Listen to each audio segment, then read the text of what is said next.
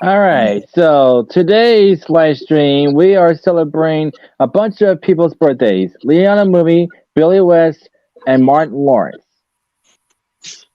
Yeah. All right, and so we went to the more quote unquote simpler, easy routes. We're just starting with Leah and the movie and going down to yeah, God knows whoever is going to be last. But and okay, so starting with, of course, for all you OGs out there, but we will get to mine at the third part. But we begin with Panini from Chowder, starting with Leah and the movie. Yes. So yes, Penny first appeared in Chowder's girlfriend. She started to have a keen crush on Chowder, and like stalking him like almost 24/7. And of course, Chowder like always exclaims, "I am not your boyfriend," but she never gives up to try to be with Chowder. What are your thoughts on Panini? She's such a meanie. Okay, okay, all right, yeah, definitely. No, no, Panini. Yeah, this is my introduction to Liliana Mumy. Yeah, she can be clingy at times with Chowder, but overall, she's not a bad character. She's really good. Yeah, she's all right, but been on the obsessive type, not like psycho obsessive, but just plain obsessive. And yes, like Blitz, this is like one of the ones how I got just do Liliana Mumi. But yeah, the way she portrayed this character, she did a really good. And of course, besides obsessive being like very easily angerish and very sassy, and yeah, being the apprentice of Endive, she's pretty loyal to her. Yeah. I guess nothing else to say. Not 8 out of 10. All right, for me, like yes, like I mostly agree with like every one of your statements. So yeah, there's that, of course, yeah, like yeah, 9 out of 10. All right, cool. Yes, Lenny Loud. How I really started like when a movie. So yes, she's like the second eldest. Well, now oldest, but it's a long explanation. So yeah, of the family, she has the ability to like make her own outfits because she's a fashionista. But all in the same time, she is a bit of a ditzy, like dumb blind. But besides all that, she's really kind-hearted. Like she really cares about her family and like wants to take care of her and whatnot. So she's pretty sweet. But she's not all that dumb. Like or one example, in the episode where they found a letter about like money stashed away, and they found a suitcase like buried in the ground, and she used her lockpick to unlock the lock on the suitcase, which required $500. And what are your thoughts on her? Oh, Bliss is gone. Shoot. I didn't realize he was gone. Shoot. Okay. All right, then we'll just find something else.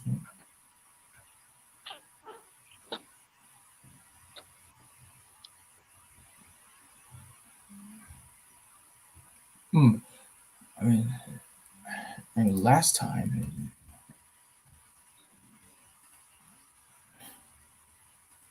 Mom and Dad, I'll be fine.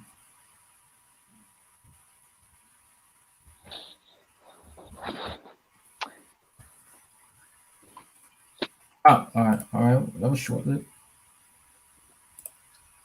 What happened there? Huh? What What happened? happened?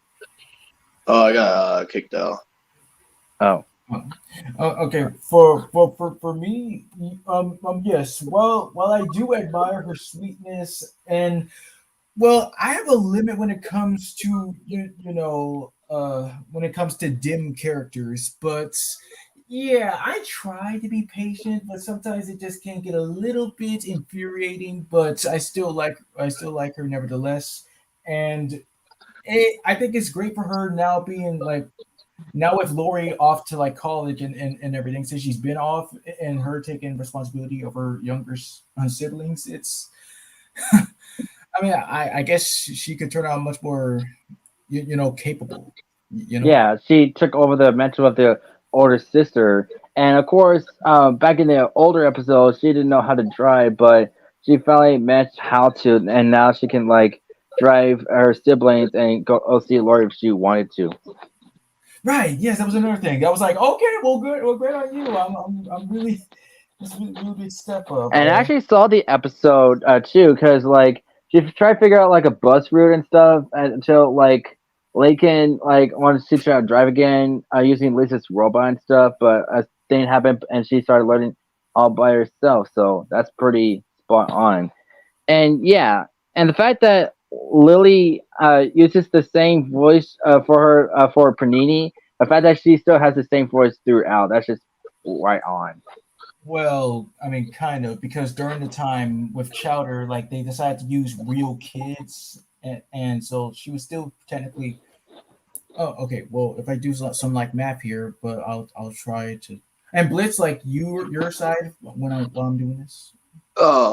With Lenny Loud. Yeah, I mean, yeah, depending on the episode, she's a really great character because there are times where she'd be really helpful, especially when she wanted to go on this big sale, like, rush at the mall, but she started helping out people and eventually she got a job. Oh yeah, and wasn't that the episode where the Louds are teaching her not to be a doormat, or is that another episode? Yeah, it Yeah. was. But it Oh, turned okay. out that, helping a lot will give you, like, good deeds and all that, and she got a lot of good things back. Yeah, of course. And she's real good friend with that woman mayor. I forgot what her name is.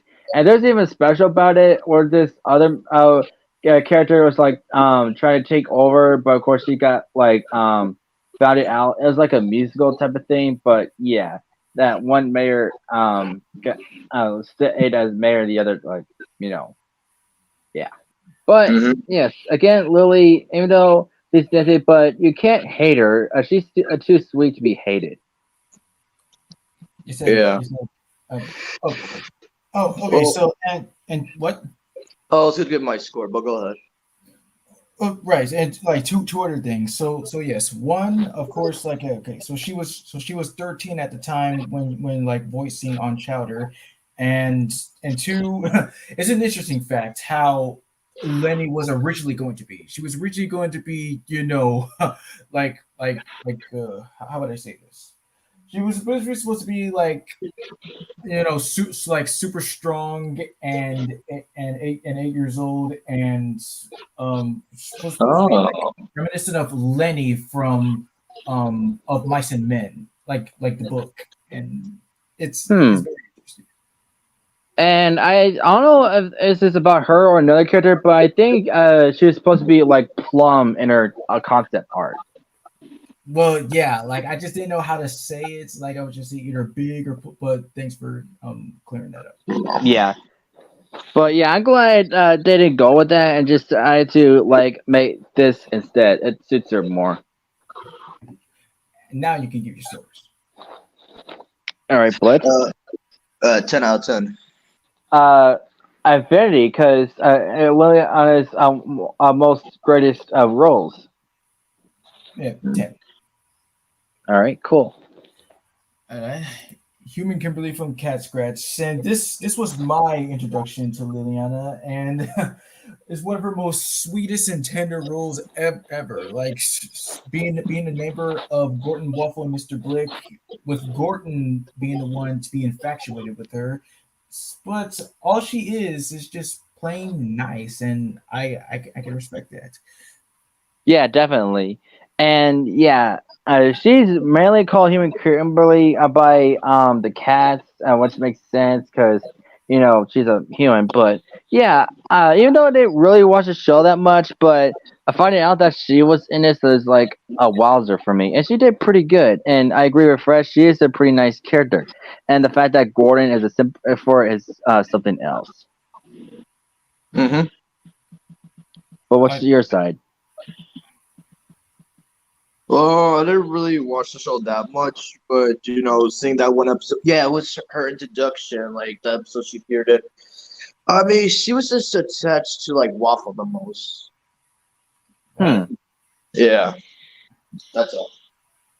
Okay, well, Really? don't remember that, but okay, but score I give 8. Nine. Same with Fresh. I. One of the more surprising ones too, like Twinkle from Higglytown Heroes. Oh man, my childhood. Yeah. A show about okay, I don't remember how you call these dolls, but they're basically those Russian dolls that you start big and then you take it off and then comes out another and then so on. It's just basically based on that. So it's They're like these. called they're called Russian nesting dolls. Oh, thank you, dude. So yeah, it's like was it 4 or 5 kids? Yeah. There's four of them. Yeah, four of them in that squirrel frame. Right, thank you. So yes, so like Twinkle, like being like a ballerina type of character. I don't remember much of her personality, but yeah, all I remember from the show is like the character like a lot help a lot of people and stuff. And man, I want to watch that show again to relive my past. Man, that's just one of the greatest shows on Playhouse Disney. I wish they would rewind that on Disney Junior. That's just that good of a show, but yeah, even though I don't remember much about Twinkle, I would give her maybe a 9. A Okay. Blitz or VZ. Oh, he's muted.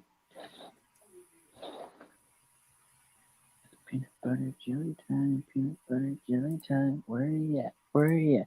Peanut butter jelly with baseball bat. Peanut butter jelly. Blah, blah, blah. I hope that the show will make other kids more open to expressing how they feel. We have a great sisterly friendship as it is. Like we are like one big family. I really have to go text Bobby because it's been like an hour. Peace out, guys. This is Lynn. I am out. It's been really fun talking to you guys, but I really have to go to the mall. Oh, come on. Lily just doesn't want it to be over. Oh, Lily. We can do it again sometime. Bye, guys. Rock on, dudes. See you around. See you in the afterlife.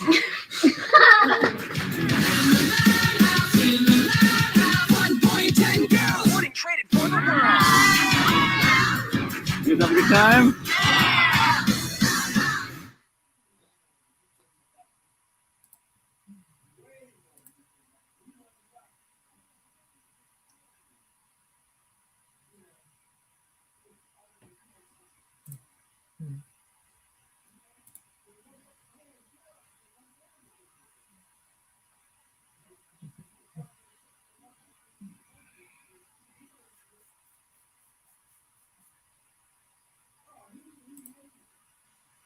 Oh no, wait.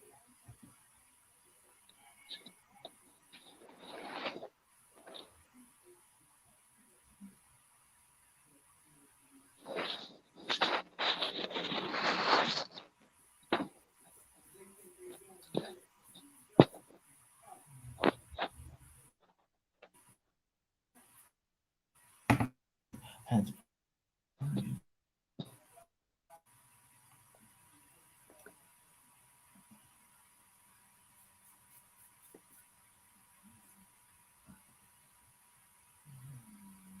Okay, I'm done.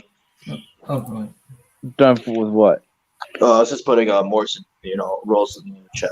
Oh, that's what you're doing. Okay. Oh wait, So, and your side with a Twinkle from Higglytown Heroes. If you remember anything from it. No offense. I only saw the commercials on Disney. I didn't really watch the show. All right, that's okay. Okay. Well, we all have our. And when it comes to acting, there are your greatest roles, and there are your mixed ones, and there are your worst ones. So it had to come with Myrtle Edmonds. Yes. You know, well, she never always voiced her. The first time that person who voiced her was the first Lilo Stitch movie, voiced by Melissa Disney, and then Liliana took over through the rest of the movies in that one series on Disney Channel, or not Disney Channel, ABC Family, yeah. But yeah, Myrtle. The reason she's hated because she's a bully to Lilo, and she still is. And yeah, she's like one of the most hated characters. As but I just pretty much say about everything. A lot of people can agree with me, and of course, you two can too. Well, you gotta explain more about why. I mean, okay, well, it's just okay. The reason of course, the real reason why she's hated is because she has no redeeming qualities to make her, like to, like for you to make her to make you like her because it's just like like one of these type of characters that are just there to just just be hated on. She's like a combination of freaking Vicky, Heather, and a female version of Eric Carmen, for Christ's sake. You could say that. And I know you haven't seen the Puss in Boots 2 movie, but it reminds me of a scene where one villain was talking to like a Jimmy Cricket type character, and he's like, "You're horrible. You're a irredeemable monster. Oh, what took you so long, idiot?" Okay, well, thanks for spoiling that, but Well, it's a meme, so you will come across it anyway. But anyway, yes, Myrtle, like Fresh said, is very, very irredeemable. Um, she does not deserve to be friends with Leo, and neither she should be friends with her. was She's been never mean friends for. to begin with. I know, but the point is that she been mean to her from the start. I bet she was probably mean to her ever since like and Lil's past life and stuff. So she's just a brat, a spoiled one brat. So spoiled, she's as spoiled as a tomato that's been out for a few days. And Blitz, your side? You basically sum it up. So yeah, I agree with your opinions. But the one thing that I do like is, of course, she does get her comeuppance every now and then. Like she was when she was heckled by Heckler and Spikes just just make her be dumb and like anything else I can remember. Hmm. So there's that. And at one point, she sided with Hesterville. One time. So I give her a solid -5. Yeah, 3. Like yes, she's horrible, but Lily remains awesome to this day, of course. And Blitz. I don't think so. Two. All right then. Moving on to It's I like could with talk. Gru with Scarlet Overkill. No, I don't think so. I don't think so. But go ahead. Jessica Baker from Cheaper by the Dozen. Yes, this was my true introduction to her as a kid. But way before I saw Chiba Does It, the first one, Chiba Does It 2 was my introduction to her. The second one, I mean. So yeah, as a kid, I didn't know like the actresses or actors or their names, and I didn't really know the characters that much. But when I grew up, like learning about Liliana Mumy more and finding out that she was in my childhood movie, that just says something. And yeah, and the fact that and this movie and the second one, she portrays this like a smarter as like the family, kind of like Lisa Loud. Oh, yeah, like when I tuned into this as well, and I was like, "What? She's who I've been seeing in the openings of Garfield and Ice Age 2." And eventually, when I did see the Cheap by the Dozen 2, I was like, "Yeah, this is awesome." It kind of almost makes me feel like I'm there too, because if I get these feelings every time when I be like, I wonder if I went back in time and just went with my first thought of just doing something awesome to remember by this day. Makes sense. And because of that movie is how I developed a crush on Alison Stoner. Ain't that the truth? But yeah, I lost that crush when I got older. But yeah, and Olivia's portray in the both movies, she did really good. I'm glad because of her, I got introduced to her in live action and other projects she's done. I gave her a solid infinity because she did really good. I agree. What? Yes. What's your rating? I've seen a little of the movie. I can't really get the score. Oh, okay, that's fine. Right, Olivia from American Dragon. I've seen a picture of her, but do you know who she is? Well, I mean, this is one of these kind of characters where it's just the Myrtle clone. She's just there to just be this, vain, mean girl that just insults everybody and just thinks that she's all cool. Is that so? So basically, because Liliana voiced her Myrtle and Leo Stitch, they want her to voice another Myrtle type character, but with this. So, and ironically, they're both redheads, so that makes it something. Wait, like, really? Because I thought she was blonde. Because Yeah, like, that's what I was gonna say too. It's just Well, beyond the voice actress, and like other pitch media, for some reason she's redheaded. Like, hang on, let me show you on here. See? wait, hold on. Are you sure that's her? Yes. that's That's that's the Olivia wrong Murray. picture, Dodo. That's a wrong picture. Oh wait, or maybe, or wait, but it says here. Oh, seasons. It's like you weren't specific. Like Yeah.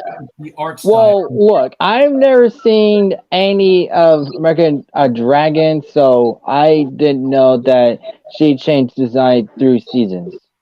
I mean, everybody did. Okay, Olivia. Like Okay, really, yes, she is blonde. And then later on, she has a complete. Okay, have you noticed that when she's blonde, the way her hair is reminds you of Little Susie? Yes, right there. Wow. Why did they even change her design? Because the characters were like developing and growing up. Because again, with the animation, they were improving at the time. And okay, there are a lot of changes.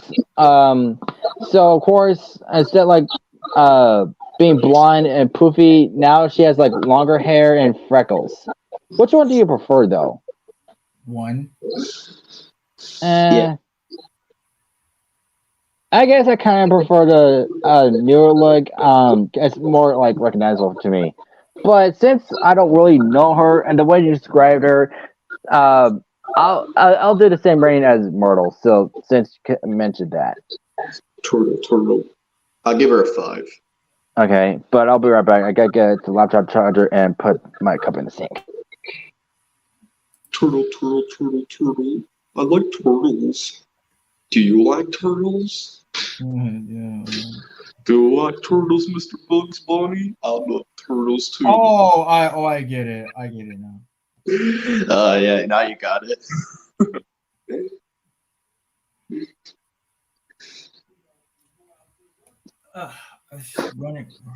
Running low. Well, hello there, Mr. Bugs Bunny. How can I help you today? Yeah, I only saw that like once, and like I don't remember. It was a funny episode. Him to be mad. Okay, so Oh yeah, the other day, right? I learned that Steven Hillenburg was the original testing voice for Squidward. What? Yeah, like because they were showing this thing, like it was like what is it called? The prototype of like the show at the time. Because Tom Kenny was still cast as SpongeBob, but Steven Hillenburg was like cast to be Squidward until they found Roger Bumpus. Oh, that's cool. Yeah.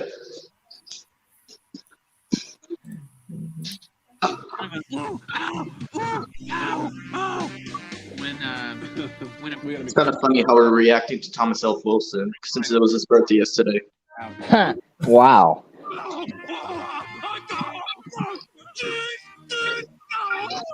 I like that. That's just a little wimp. Wait, who's that dude right there? Who? Which one? Right there on the bottom. That's Steven Hillenburg. Oh, man, he was so young, I didn't even recognize him. Yeah, and I just told Fresh this. Did you know he was the original like prototype voice for Squidward at the time? No way. He was. If we're doing ornamental Squidward, we should definitely add Thomas F. Wilson into the list. Depending. All right, Depends. let's go back. And yeah, like a little one when I was making her episode at the time, Rachel from My Oh, Wife and I actually seen the show and like her character. What's So the I show know about?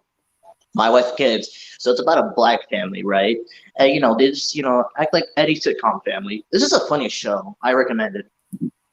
But yeah, Is it old or new? old, it's old. but not old, just Because it has Damian Wayans. Like, you ever heard of him? Of course I do.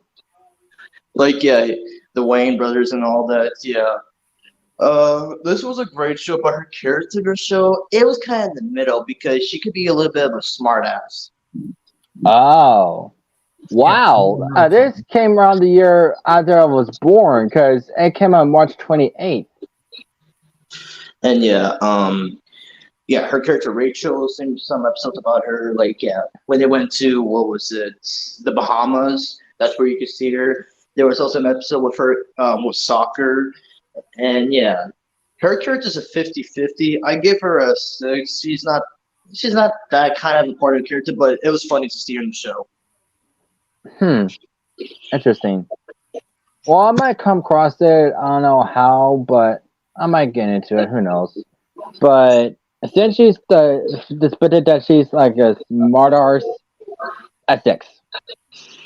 Yeah, because when they were in the Bahamas, because she took the main character's what was Michael's, like, she took her daughter's doll, and she wanted it back, but she was like $100 for it. I'm like, what the hell? That's a God bargain. almighty. And because she's younger there, I can see why. She's that type of character that would want dolls. Mm-hmm. But yeah, that's it. That's Beth from Bravest Warriors. This Okay. was yep. Go ahead. Oh, I was about to say, I didn't see this show. I saw how the animation was, Adventure Time kind of animation. It was really cool. I know the actors that were in the show, but didn't really watch it. Yeah, and I thought Birds Warriors was like a spin-off of Adventure Time, like another like alternate dimension of it, but it just uses the same kind of animation.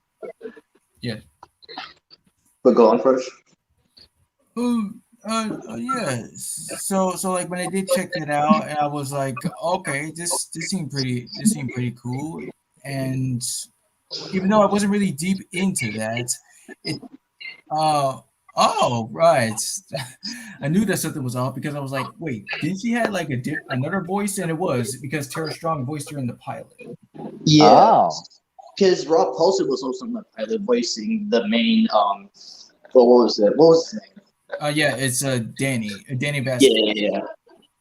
But yeah, go on. But yeah, that's all I had to say. Like, she seems like a good character. Mm-hmm. So yeah, I put her like. I put a 6. Okay. And now we move on to. Wait. There's one more that I had in mind. Can you go on the bottom? Okay. Yes, right. So yeah, I've actually seen this episode. So in this episode, basically they're at school because they're taking their school pictures, right? And basically they're going through like flashbacks and everything, like just going through memories of like how the whole gang met up. And this is how like Eric met Donna as kids because her family just moved into a new house, and just get introduced to each other. And young Eric was having a crush on her, and she was like, "What are you looking at?" And just punched him in the stomach. wow. So sassy, but it was awesome to see her. I'll give you a word for it. Yeah, I mean, because right from there again, when I was like getting shots, I was like, "Gee, she has a pen in Mean Girls. She could be in the next Mean Girls." So they made a show out of it. Let's make a Mean Girls, another one, please. But yeah, for her, it was 10 out of 10. Just like surprising to see her in the show. Very cool. And now we move on next to Martin Lawrence. Martin Lawrence. Yeah. Started with, of course, Martin Payne of Martin, and I've seen a little bit of this show. It's pretty okay. Yeah, it is. but when I got up to here, I just didn't realize how freaking funny that it was because I do remember watching some episodes here, but I guess this is one of the influences that can help me with comedy and how to like deliver, hilarious one-liners. I mean, I guess I kind of like took influence a little bit from Blitz when he became much more the Joker of the group. That's a And well, what else could I say? My first ever episode was the night he came home. That's some funny stuff went on down there. Mm. For me, yeah, I saw some episodes here because these episodes would air at night where I was watching the channel. Yeah, they're pretty hilarious. And Christian, from your side, if you've seen, Well, it's been so many years since I've last seen it, but like it's just a regular any kind of TV sitcom with live audience. It's pretty okay, but I don't remember much of it. But I guess it's all right. Maybe I give it a 8. Hmm. For me, yeah, 8 as well. 10. However, I just remembered Martin Lawrence played other different characters as well on here. I just remember right now. So in Really? a way, it was kind of like skits in a way, if you could say it like that. Yeah, not sketch comedy because that's totally different, but But yeah, again, it's kind of like all that if you think about it. I mean, Or that's Saturday sketch. Night Live. Yes.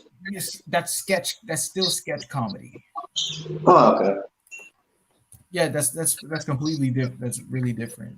But in a way, it kind of has like those elements you would say. But its other characters include this freaking like little boy named Roscoe who tries to think that he's all big and bad and tough and think he can get away with anything, just visiting the apartment anytime he pleases. And the way how Martin pulled it off is by putting shoes on his knees in order to make him look small. Huh.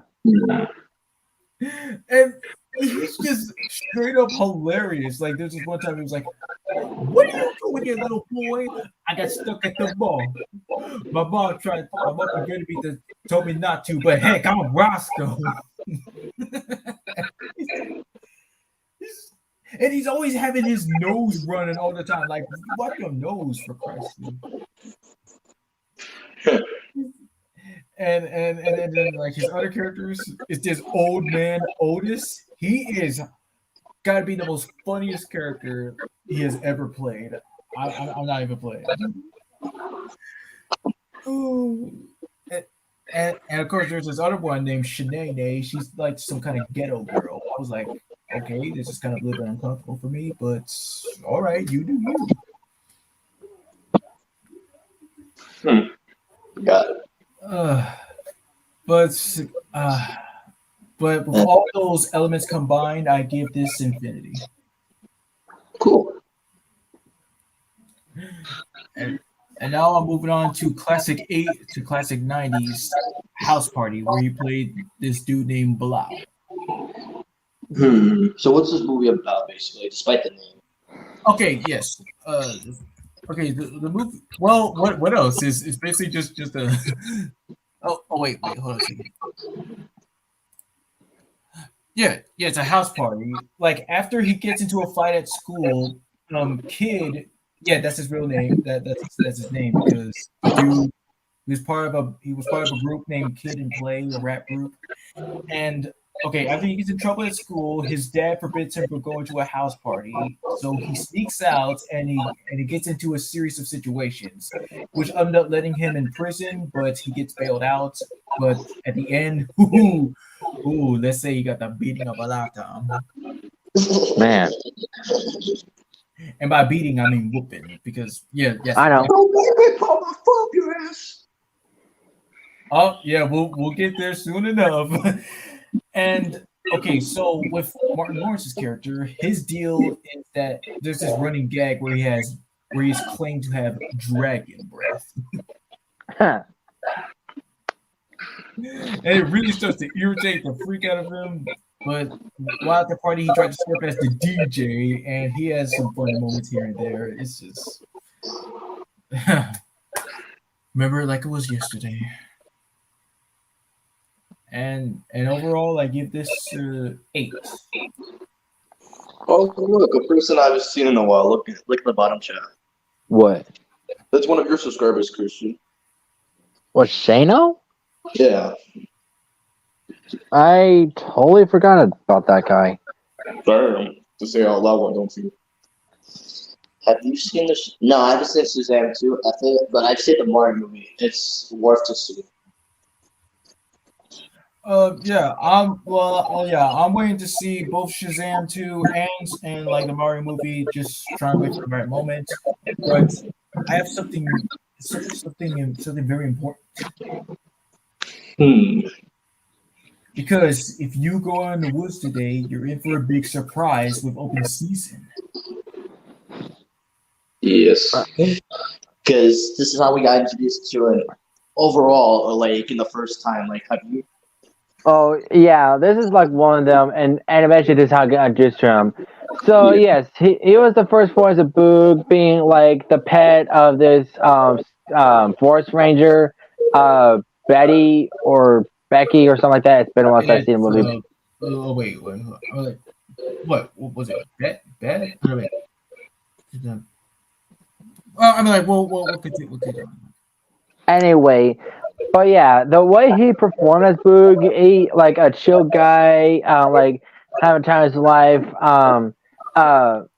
The Mighty Grizzly as his name to like his fans is like a performer and stuff, and like along the way, like one time he met a half antler deer named Elliot, and he freed him, and he was so happy about it that Elliot came to his house while he's sleeping in the garage, and he like helped him like escape or stuff, but not escape. He just went with him and stuff, and went to like a convenience store. It's like right to place and eat all snacks. And Betty was like mad at him and stuff, and then Elliot came back the next morning while he's about to perform, running away from a hunter, and yeah, a whole riot happened, and Betty was forced to take him to the wild, and he wants to go home until like he started making friends and defeated that one hunter, and then he started making the forest his home now. Yep. Yeah, and it's Beth. Like I figured it out. Do what? Her name is Beth. Oh, Beth. Okay, so I was way off then. Mm-hmm. But no one to blame you because with the open season franchise, it's not really my most favorite one. Like I did like it, but not really 100% a lot. And you know, with the open season, you know, movies, yes, what you were saying, it's like the actors, because like every movie they would choose the actors for both Boog and Elliot and much other characters. I don't know why though. I mean, no, go ahead. That it doesn't make sense, and I always thought that, like, for example, Patrick Warburton, since he voiced that one character Ian the deer from the first movie, I thought he still voiced it, but it was someone else. Yeah, that was Maddie Taylor, you know, the voice of Snapchat. In the second one. Yeah. I prefer Patrick Warburton. Same here, you know. But overall, Martin Lawrence did really good for his first voice role. But yeah, I prefer Martin Lawrence. But no disrespect to Martin, I guess, which is how I do see him in the second open season. I just for Martin Lawrence in general, and just fits him more. But for Boog himself, he's a pretty good character. Had to deal with Elliot, but became best friends overall, partners, as Elliot puts it. I give him a 10 out of 10. Same. 6. All right. Next one. Bring out the mama. Yeah. Bring out the mama, please. The big mama. Big mama house. Yeah. This is how I got introduced to him in live action. Me too. It's actually Big Mama's house. Oh, I'm sorry, my fault. But he meant like he said that wrong. It means you misspelled it actually. Oh, okay. But it's my fault. That's But fine. But Big Mama's House. So this movie is about this man named crap. I just watched it not too long ago. all right, I'll go to it. Um, Hold on. So yes, his name was. Okay, why are you not showing him in the cast? That's a bullshit. Hold on. Where is he? Where is he? Where is he? Oh, Malcolm. go away. Yes, Malcolm. I Yeah, got it. Malcolm. Yeah, yeah, yeah. Okay, so yeah, a story about Malcolm. He's an FBI agent. From time to time, like when he's a field agent, he like puts on disguises, and so like he was put up the task to like watch over this woman, grandmother, and because this woman is like involved with a bank robbery and stuff for their old boyfriend and stuff, and then one night, Big Mama, the real one, had to like go to for a week or more to a friend's hospital, and then they try to figure out what to do and stuff after like Sherry, which is the one that like is a granddaughter, called, and Malcolm is forced to become Big Mama. And yeah, the Yeah, way he portrayed her voice, it's just so hilarious. Like, it is. oh, la, my baby Shelly. Remember that scene? Like before he even put the costume, remember that scene where he was trying to sneak into Big Mama's house, right? And he was trying to Oh sneak in the yeah, that one's a bathroom. classic. And like, he kept having the other guy stall her, Paul Giamatti, and like it was Yeah, all his name about was done. Agent Jonathan. Oh yeah, but yeah. So he wanted to stall her one more time because he didn't realize he left mud tracks, so he had to wipe it off right quick until like he couldn't stop her, and like he got wind in the nuts, and then she came in the bathroom. He apparently he was in the shower. I guess he panicked. I mean, how is he supposed to know that he's gonna get in there? But Yeah, yeah, she started like using the bathroom, and it started sticking up the place, is like smelling and stuff. And then he didn't know that she's gonna turn on the shower while it's in it. It's just like started getting wet.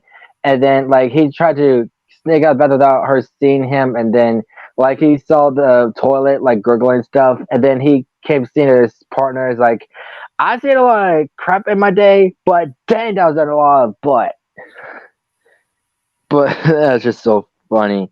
But later on in the movie, he start get along with Sherry like as his own self. Like he got to meet her in person.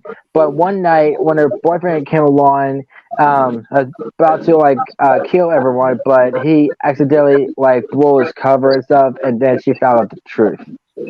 yeah, and of course Paul Giamatti's character got shot. But he's alive though. But it just got Yeah, shot in the arm. yeah, but yeah, the actor that played the ex-boyfriend Terrence Howard, like I was kind of shocked that was him because you may know him for playing, Rodney from the first Iron Man movie before he got recasted and all that. Is that Oh, so? yeah, and he was also in Princess of the Frog where he played Tiana's father. Um, No way! yeah. Wow. Um, oh, did you mention the scene where the character played by Anthony Anderson, Nolan? Did you mention that how he took out Big Mama's weave? Did you mention that part? No. Are you talking about the fact that he accidentally ripped off her hair? Yeah, and all Well, of them got angry. firstly, because Big Mom was tried by two of like Big Mom's real friends. There's like a bunch of old ladies. Like it's like a like real life situation thing. If you're a chat, and he was like in charge of it, and it's been too rough. And apparently, Big Mom's stronger than him. And then he actually pulled off the wig he was wearing, and then the other rest of the old ladies like took off their fake hair, and then they started beating the crap out of him. Yes. And did you mention the part with Cedric the Entertainer? Oh yeah, he's a preacher in church, and this one, and he did pretty good. And not Yeah. only that, there's a movie with uh Thomas, not Thomas Wilson, but Tommy Lee Jones, because he played preacher there, such a tenor in a movie called Man of the House, where Tommy Lee Jones's character had to like watch over some cheerleaders. Yes. But yeah, overall, Big Mama, his portrayal as her in the movie itself, a really good introduction to the trilogy. I give her or him Infinity because it's Wilder. Exactly. It's one of the funniest movies out there. Well, out of all of them, which one's your most favorite? Of course, the first one. Come on, you gotta admit. Yeah. Also, I like the second one and the third one too. They're good too, yes. All right. All right. Let's see next one. Oh yeah, Fresh. Can you put the national security? Yeah. Okay. Yeah, I actually saw this movie 2 months ago for the first time. How was it? It was really funny. Like the combination of Martin Lawrence and Steve Zahn. That was like a hilarious team. I didn't know he worked with Martin Lawrence. It was great. Like yeah, because it was on Netflix, and my family decided to put it on when we were Oh, eating. I see. Yeah, because we were eating dinner and we wanted to watch a movie. So basically, yeah, it was funny how they first met and all that. It was kind of crazy, First, you want to explain the rest? Oh yeah, yeah. This is being one of the best movies I've seen. So it basically started out like this. So yeah, if I remember correctly, let's see. Well, first need to like get their names at first. I do know that. Oh wait, Earl was the black one, and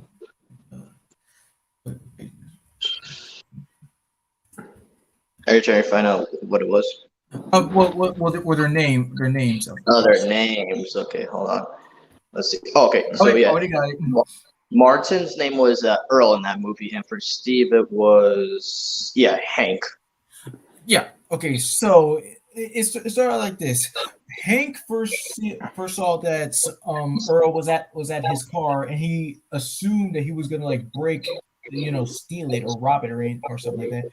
But after he reveals that, but after he was like cussing him out for trying to be racist or anything like that, he sees this bee coming at him because since he's allergic, and Hank tries his best to just shoo the bee away, but from the perspective of other people, it looks like he's beaten Earl. So he's he's just like taking the Yeah, Damn. yeah. And this movie had a lot of scenes that were not appropriate for children. I gotta say. So basically, National Security is not really a kids movie for kids to watch. no crap. It's PG-13. Yeah, but overall it was funny, and it was really surprising to see Eric Roberts in that movie. I was like, wow. And okay, so here's how it is. So after being like in prison and stuff, they were forced to work together. It's one of these type of deals where the characters hate each other at first, but soon start to like each other at the end. Mm-hmm. Yeah. It was a great movie overall. Yes, it sure was. I give it a 10 out of 10. Infinity, because it's just that funny. All right. We will back. Right, yeah. You just passed it. It was up there. Well, all right, okay, yeah. Yeah. So I've seen only like the first one. Yeah. This is a movie basically with Martin Lawrence and Will Smith. I gotta say it's really extreme. Very. Oh, bop, boom, bop, boom, bop, boom, bop, boom, bad boys, bad boys. What you gonna do? What you gonna do when they come for you? Bad boys, Surrender. what you gonna do? Yeah, Fresh, go on with the movie. Yeah, I did see the first one, and it was pretty all right. And like Martin and Will, they have like a good chemistry and good everything. And yeah, Yeah, you seen that scene where like this boy knocked on the door and they were asking, "Who the fuck are you?" Have that's you the seen that? second one. Oh, the second one. But you were in that scene though. I do. Yeah. I thought it was really funny, even though they're threatening him. Like it was still funny at the end. I mean, because that's how all fathers would react. Because like being protected of Not their white daughters, be like, fathers. what? Not white fathers. Well, I'm pretty I'm sure they saying. would. No, not like cursing though. Like they'd be like strict, but not like cursing wise, like how they were in the second movie though. I'm just saying. Yeah, well, it just depends on like what they've been through in their lives. But yeah, with the bad boy movies, like it was really good. I agree. Yeah, I give it a 9 out of 10. Same as you. All right, next one. All right, so you put this one down. Yeah, Do the Right Thing. I actually saw this movie in the summer. Yeah, it was a really great movie. Just talking about like race and all that because just living in a neighborhood with white people and black people, and even though there's Italians there too, the cast was fantastic. I gotta say, like, Yeah. there was Spike Lee who played the main character and the director of the movie. There was Samuel Jackson. There was the actor that played Robbie from the Sam Raimi Spider-Man films. But yeah, I was really shocked to see Martin Lawrence in this and playing one of like the extras and all that. But it was so cool to see him in the movie. Yes. But the movie itself, it taught me a lesson about like what goes on because this movie was really good but extreme and crazy. But yeah, That end. no, go ahead. Especially that end, I'm saying. Yeah, especially when they had to kill like Rudy or Raheem. Like that was taking it too far. Yes. But I give it a 10 out of 10. It was a great movie. Yes. Let's see. Any more for Martin? Yeah, we got two more left. Like, well, yeah, Welcome Home, Roscoe Jenkins. Oh yes, thank you. Okay, so I I didn't realize this, but I saw this many years ago as a kid, and all I remember was that from a black boy was like crying, and this one sister was listening on the door with a glass cup. This was that movie, and then like I saw this movie like I don't know from a thrift store or anything. I think it was. And I just like saw Martin Lawrence on the cover, and then found out that Mike Epps, uh, James Earl Jones is on there as like wow. And about this movie, he's like a rich guy and he hasn't seen his family in so many years, and then his wife is like completely controlling. Like she was like have him do his own reputation and not like his family's reputation and stuff. And then like later on, he had enough and like kicked her off the curb along with his. Well, I mean, his son to like agree with him that she's like hateful, and so him and his son like went back to his family and like had a great time. Mm-hmm. And wasn't Michael Clark Douglas in this? Yes. That's what I thought. Man, I haven't seen that movie in a while. I do have it on DVD though. But have you seen it? What are you asking? Any of you? Yeah. Not Okay. really. Oh. But what's your perspective, Fresh? Yeah, it was one of the best movies at the time. It did give you those. It gives you feels of any reunion type of movies, and a little bit from Grown Ups since it's just friends and family combined, which is bigger than ever. But I gotta say that scene where after that obstacle course, where things got heavy and revealed why Roscoe just stayed away, it just hits differently. And that speech that he gave at the end, it was very heartwarming. And Wait a minute. Wasn't this the movie with James Earl Jones cursing? he just Christian just Because said I was that. doing research and I can't really hear your audio. My fault. Okay, Okay. And noticing that both actors were in this movie. wait, say that again. Hello, both of Boog's voice actors in this one. Oh, right, yes, Martin Lawrence and Mike. Yeah. Oh yeah, I found that hilarious too. And I don't know what year Open Season 2 came out and what year this came out, but it's still kind of off-putting there. Wait, what season? Oh, wait. What? Because remember, Martin Lawrence voiced Boog in the first Open Yes, Season, and then yes, I know that part. It's about what you said. Like you said, which open season and which year this movie came out to. oh, okay. So I don't remember which year Open Season 2 came out and which year that this movie came out. Okay, well, yeah, I'm guessing that they were. Let me see. Yeah. Yeah, they were both released in 2008. Huh.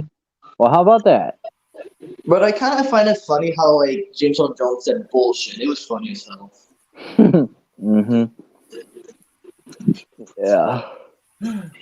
But overall, I give 8. Cool. I give it 9. And finally, nothing to lose. What did you Him lose, along with Chris? say what? What did you lose? Oh well, basically lost half my life. How about that? Okay. So, the only thing that I know about this movie is Martin Lawrence and Tim Robbins. They're like freaking criminals, and they just go around just doing these crazy things. Like two of the best scenes that I know from this movie, since I didn't really play. Oh my god! I was just looking at the cast. Yeah, the creator of Jimmy Neutron and Back to the Barnyard was in this movie. Yes. Oh, is that so? Yeah, he played the security guard. Well, that's interesting. Cool.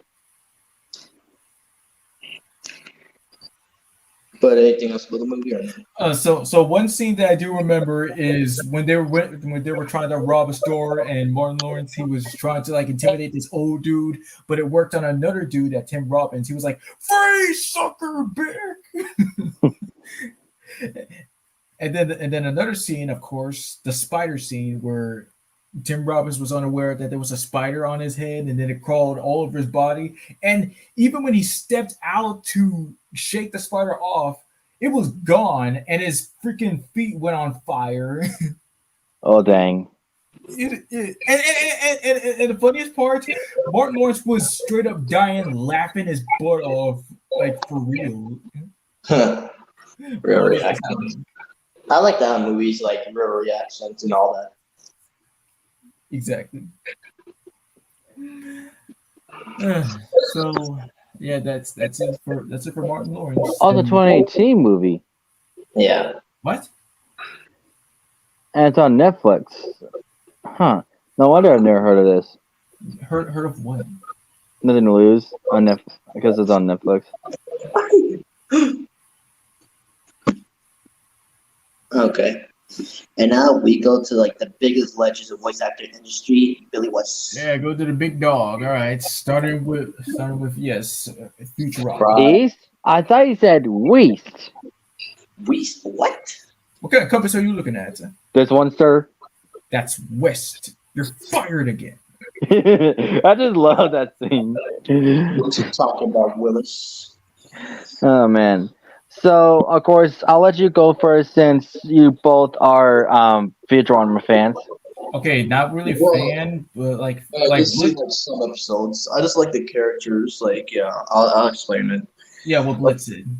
Yeah. So with Fry, he's basically this teenager from the past, right?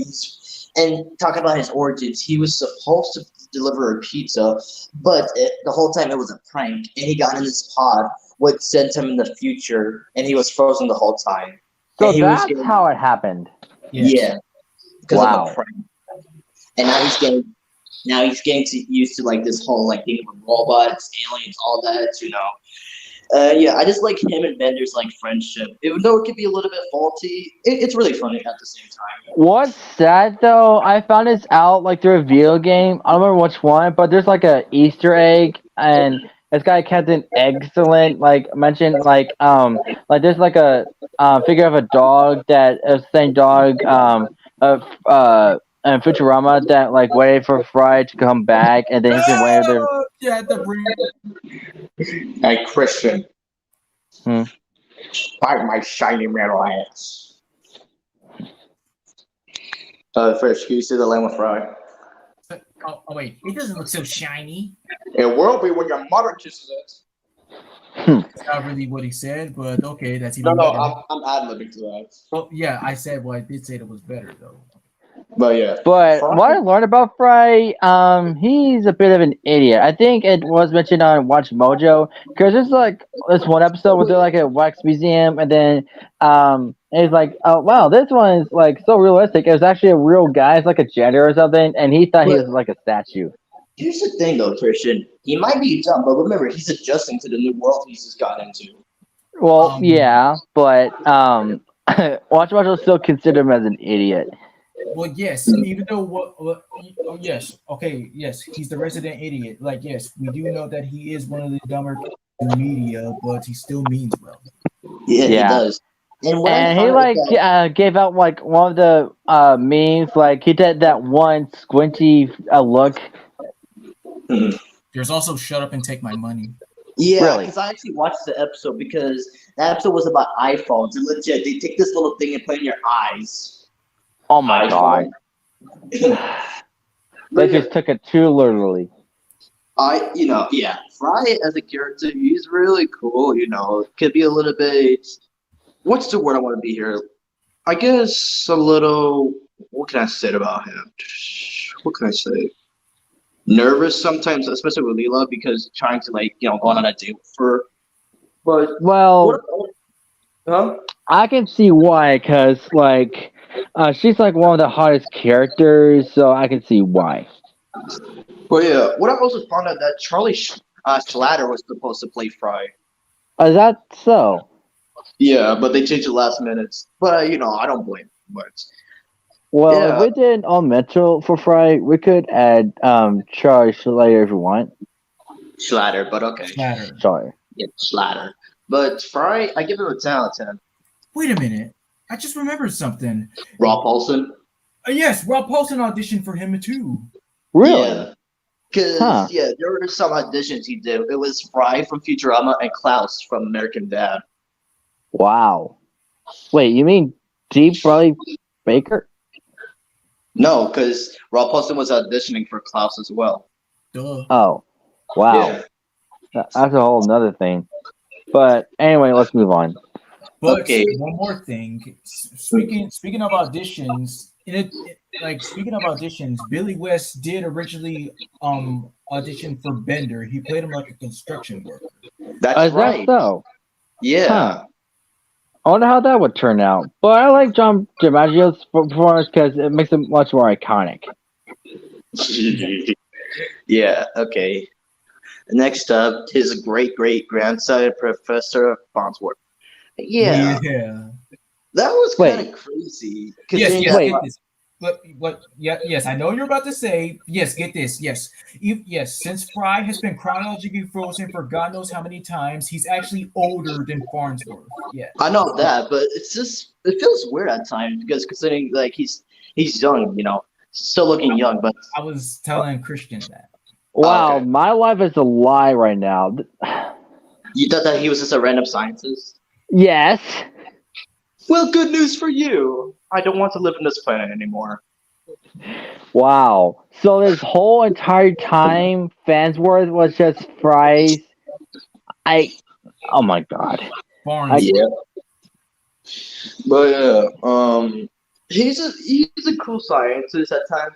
Although it could go a little bit iffy here and there, with his inventions. But I don't have no problem with him because it's one of the best voices Billy has done. I agree. It reminds me, is an older version of that one nerdy scientist from Simpsons. Professor Frink. Well, yes, I know that. But yeah, for Farnsworth, I'll give him a 10 out of 10 as well. Same. Wow, you learn something every day, and this is like one of them. And now for one of the surprising ones from Billy was Zoidberg. I Yeah, get some one of jealous the when he most- does that kind of voice. It's like one of the popular, besides Bender, Futurama. Wrong lady, can you bring me the power press? I just get jealous when he does that. I get jealous when people are able to do stuff like that. That's freaking awesome when he was doing those sounds. But Hey, look, a lot of voice actors have talent, like Frank Welker, Lion, and other animal noises, and Deep Bright Baker, alien noises. It's just, you get jealous, but good jealous. well, yes, good jealous, not jealous. Yeah, I know. But for Zoidberg, I noticed those things over his mouth act like a mustache. Yes. But yeah, Zoidberg, he can be random at times, just depending on if he wants to be good or bad, depending. But I don't really have no problem because again, he's one of the other funny characters other than Bender. So yeah, I give him a 10 out of 10. I mean, you may say that you got no issues, but everyone else does because he's said to be the butt monkey of the show since everybody hates him. Well, Really? yes, because there was an episode where they had like this box where it was another a universe of them basically, and both Zoidbergs wanted to like take control of both the boxes to destroy them, so both the universe would be destroyed. Wow. That's rough, buddy. But yeah, first your score. Yeah, I give like 10, mostly because of the voice. Exactly. And now was that bad again? Yeah. What I learned about this character during the facts was that originally it was supposed to be Phil Hartman voicing him, but sadly he passed away during like the production of the show. Wow. And when he Yeah. says during, and like when he said during, because like the way how he died is because he got shot by his wife. I know that. Whoa. I'm kind of Christian then. Yeah, because his wife had issues, and she just wants to like be crazy. But I'm not gonna get into that. But yeah, Did she get sent to like jail or a hospital? I think so. Cause Yikes. yeah, but I was really surprised when Billy pulled up a good Phil Hartman impression. It was really great. And Zach Braga as a character, I just found him as a cool dude. So that's what he was basing his voice of. Yeah, to honor Phil Hartman, which was awesome of him. Wow. So yeah, even though I never watched Futurama, on why do you keep saying Futurama? Futurama. What's a rapper? God almighty. But I'll agree with his scores nonetheless.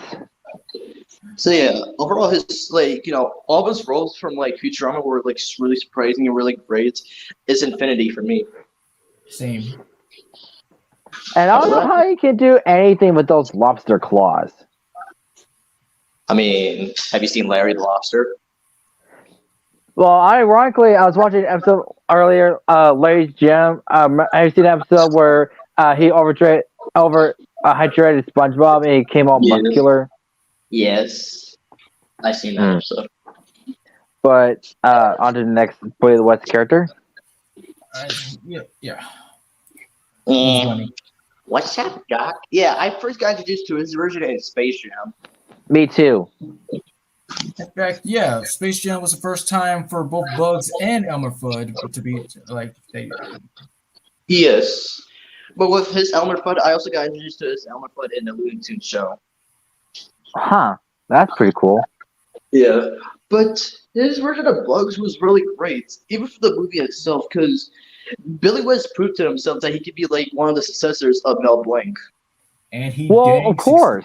Yes, and other than Bugs, of course, he does other Looney Tunes impressions and all that. Like he even did this Porky Pig impression, was really impressive. Yes, he did. Daffy. Yes, Daffy as well. But with Bugs, it has to be his top like Looney Tune character role. Like it's just iconic for him. I know. And the fact that Eric Bauza took over as the Mel Blanc mantle, it just says something. And the fact that I saw this interview because it was with Eric Bauza and Billy West, but they were it was separate timings, right? So Billy West was recording his line for Bugs Bunny, just showing how everybody how he did it, and how he would chew the carrot, right? He would actually do it with his mouth without the carrot, just the crunching. That's it. And then Eric Bauza would come in the room and he said he really got inspired by Billy West because of Space Jam, and he was wearing a Space Jam hat. Huh. That's pretty awesome. Yeah. But his voice, you can never forget about it. It's just infinity for me. Exactly. A classic, timeless. Okay, so since we basically talked about both of them. Wait, Elmer Fudd, but yeah. With his version of Elmer Fudd, it was really great because, again, any voice you could throw at him, he could legit do.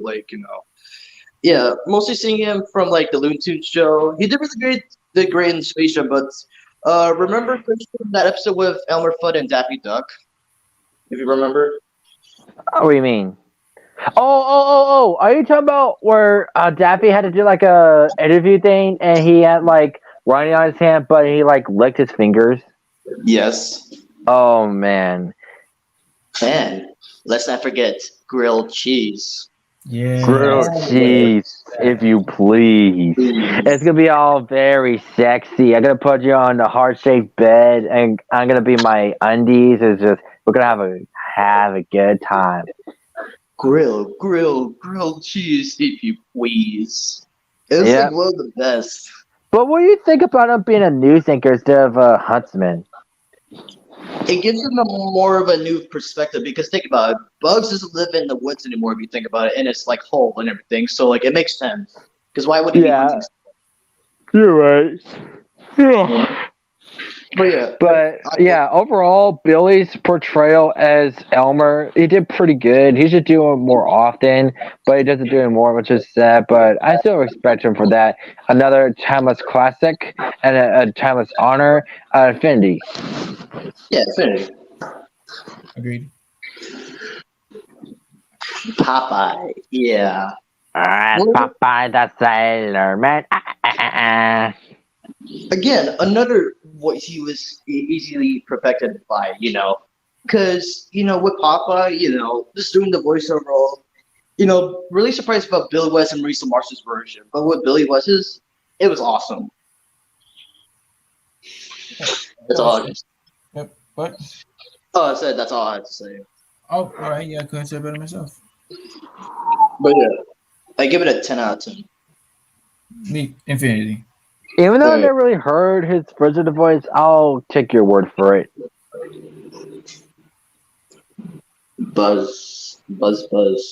Yeah. Just and well, speaking of, oh no, wait. Well, Buzz. first, That's what I think, Buzz. well, yes. Just all right. You know what? I don't want to get twisted up because it's just. Oh, okay. So go ahead. No. Just no. Go ahead. Okay, Buzz the Honey Nut Cheerios beat. Yeah, with Billy's version, I really liked it because other than Billy's version, I like Jason Morrison's and Charlie Slatter's version. And yeah, and all this whole time, I mistook Charlie Schlatter's version for Billy West this whole time, and it took me like forever to realize, oh crap. Well, it was awesome nevertheless because that shocked the freaking mess out of me. It made me like Charlie Schlatter even more. Yeah. With these commercials, it really brings out, more of the character and, they just do really good with Buzz overall. I give, Billy and all the others, infinity. Exactly, because he's like one of the best cereal mascots. Honey Nut Cheerios. Wait, have you seen the Honey Nut Cheerio commercial with the drill sergeant? I have, and it's like one of my favorite ones. It's like, it's warm, but not too warm. So I just quite walk through nature. So it's like all nice and stuff. Mm-hmm. All right. To the next one. Yes, Biff Buzzard from Tom and Jerry, Blast Off to Mars, and The Fast and the Furry. Here was my introduction to Billy West, thanks to, well, the behind the scenes, which I was glad to see.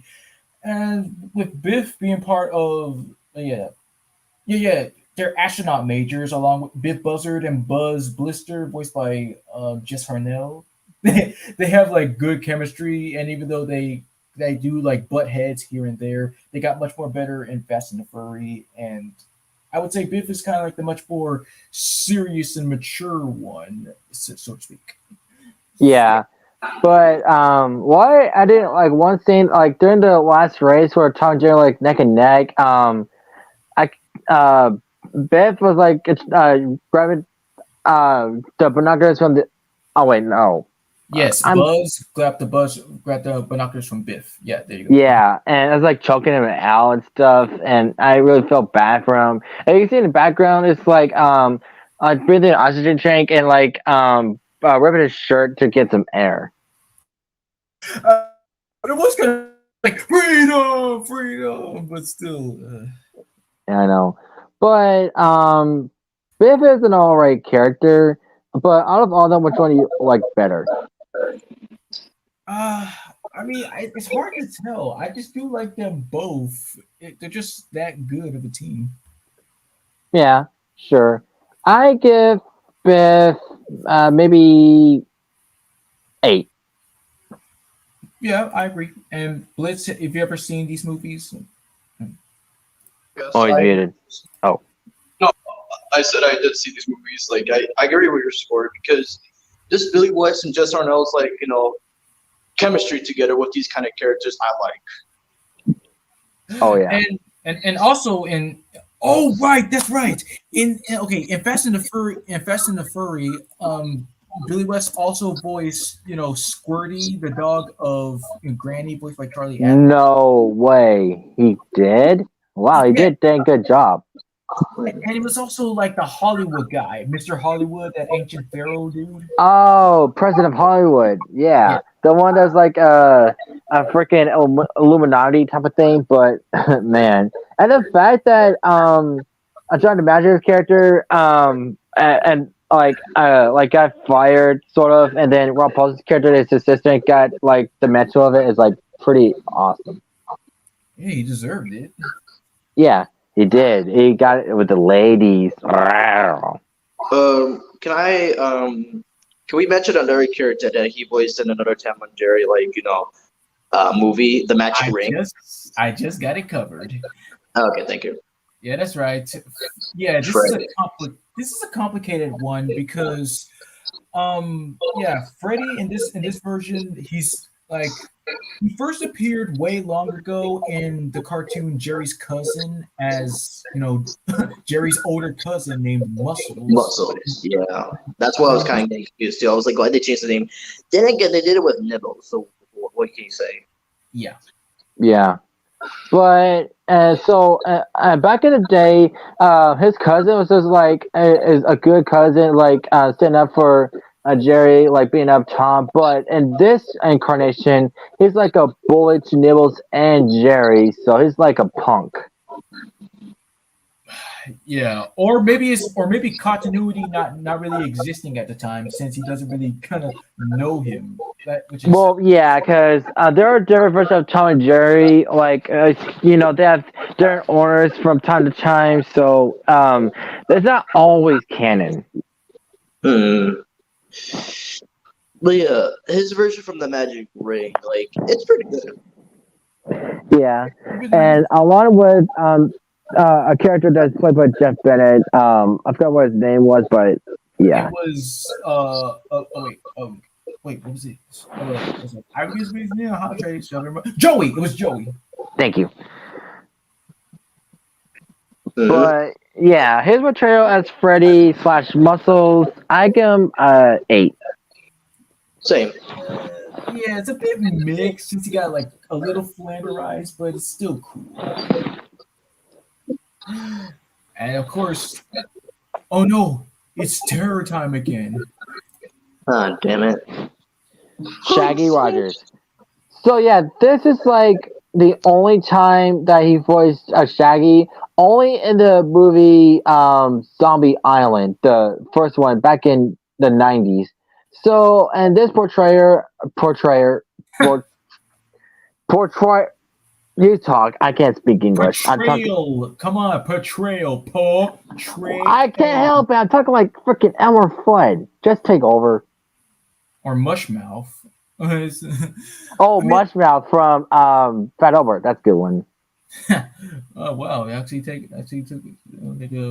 But anyways, all I can say his version of Shaggy, it's decent. It's very good. It's up there with the great likes of course Casey Kasem and Matthew Lillard. That's all I got to say. Yeah, of course Matthew Lillard still takes top mental. Of course, no doubt. But yeah, Zombie Island is basically not your typical. Let's see who this guy really is. It's all real. Like the zombies, the people turn to rare cats and dying, all real. It's like the first for Scooby Doo. And remember that scene where was it Fred, Daphne, Velma, and that one guy they were suspecting they're all tied up because of voodoo, and then they almost melted near a torch. I mean, yeah, dark stuff.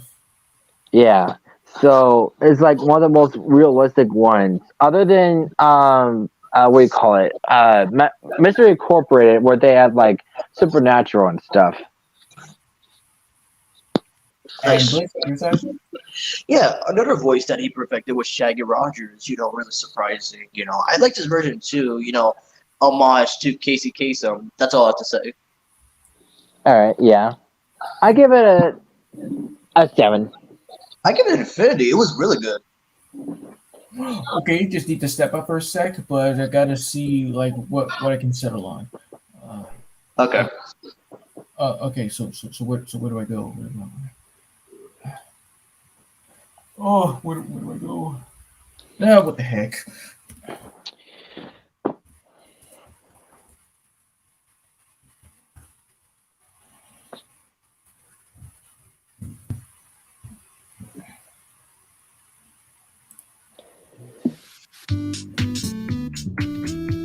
Nothing bad's gonna happen.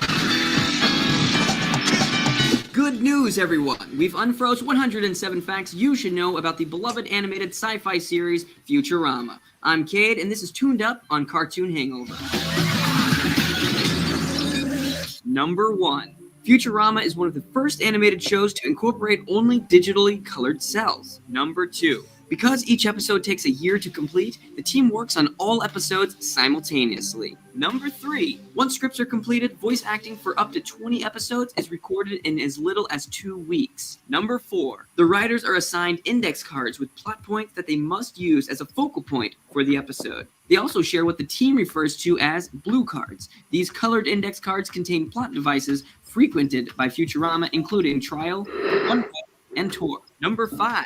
Voice talent John DiMaggio, best known for his role as Bender, is also the voice of Adventure Time's Jake the Dog. Now that is mathematical. Number 6. Futurama's longest seasons were 6 and 7, which consisted of 26 episodes. Number 7. The 5th season of Futurama was wrapping up in production when Fox dropped the animated series from its lineup in 2003. Ouch. Number 8. Episodes of Futurama from And you know season what's shocking about the last episode of Futurama? 3 What? It's basically a loop. Contributing factors include What do you mean? animated elements. Because in the last episode, right, both Fry and Leela turn old, but in order to save their world, they have to go back in the past. So it's basically a loop. To render the 3D elements. Okay, that's something. Number 10. From 2003 to 2007, reruns of Futurama were aired on Cartoon Network's Adult Swim. This recaptured a viewing audience, gaining it significantly more popularity and merchandise sales than during its initial run on Alright, those are cool. 11. With improved ratings, Fox purchased 4 straight-to-video films that would be chopped up into separate episodes. This would become now known as Season 5. Number 12. According to IGN, Fry happens to be the fan favorite of the popularity poll. Bender, however, is second. Number 13. Fry is also the most costly. You know when he was just screaming? You know what that kind of reminds me of? By James What? It kind of reminds me of SpongeBob when Mrs. Club was telling him his scores for his driving test. That's true. Like, oh, 6. Huh? 600. You need 600 to pass. You got 6. And Doomsville, 16. Though Bender's antenna has only been the highlight of one episode, I, Roommate, it has various capabilities. It has served as a butter dispenser, toilet flusher, glowing pager, alert when receiving mail, fuse to light the cannon in his chest cavity, and even as a defining feature of his gender. Number 17. Zap Brannigan's portrait is an imitation of the portrait of John F. Kennedy. Number 18. Bender's top 10 words in the series included chump, chumpette, yours, up, pitmobile, bite, my, shiny, daffodil, and ass. Not in that specific order, though. Bite my shiny metal ass. Number 19. Bender's resume is rich in leadership and titles of excellence. He served as the Prime Minister of Trisol, the leader of League of Robots, commander of the Army of the Damned, an Iron Cook of the Iron Cook series based on Food Network's Iron Chef, a spy for the Duke, which is the Democratic Order of Planets, and the Prime Minister of Norway. He even has a badge of honor, badge of Homer. Wait, what? Compare your lives to mine and then kill yourselves. Number 20. Fry, unlike me, loves anchovies. Number 21. The words from the very popular meme, Why Not Zoidberg, have actually never been spoken in the Futurama series. Number 22. Owls are the new vermin of the 31st century. Sometime after New York introduced owls to counter the rat and pigeon population, they replaced both species as pests, with no natural prey for them to feed on. Number 23. Leela's home address, One Eye, is a pun based on her physical appearance. Number 24. Bender's home address 00100100 is suspected of being a reference to his greed. In binary, it translates to 36, but in ASCII, it's a $sign. This may seem like a stretch, but writers of the show are known for paying attention to those subtle details. Number 25. The written alien language of the series has been changed twice because creators didn't want fans to be able to read the mundane text hidden throughout the series. Number 26. Writer Ken Keeler invented a real-life mathematical theorem, the Futurama theorem, for the episode The Prisoner of Vinda. Keeler has a PhD in applied mathematics. Number 27. There's a 22-minute episode of Hypnoto that ends with a voice saying, "The audience will wake up remembering nothing and feeling refreshed." As I'm in the midst of applying for residency right now, wish me luck, Grammarly has again been a lifesaver with my application and helping me write my personal statement and CV. Grammarly is your digital writing assistant. It's an all-in-one tool that improves your productivity, triple checks your work, and saves you time when working on multiple assignments. Even the free features are incredible. You can set your own writing goals, track your word count, and even find new words to replace your overused ones using the synonym feature. I personally love using Grammarly.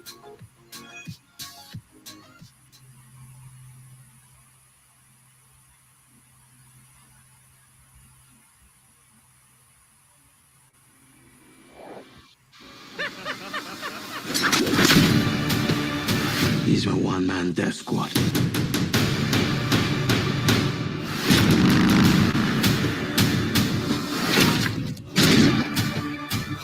Do you really believe that he's immortal? No, he just refuses to die.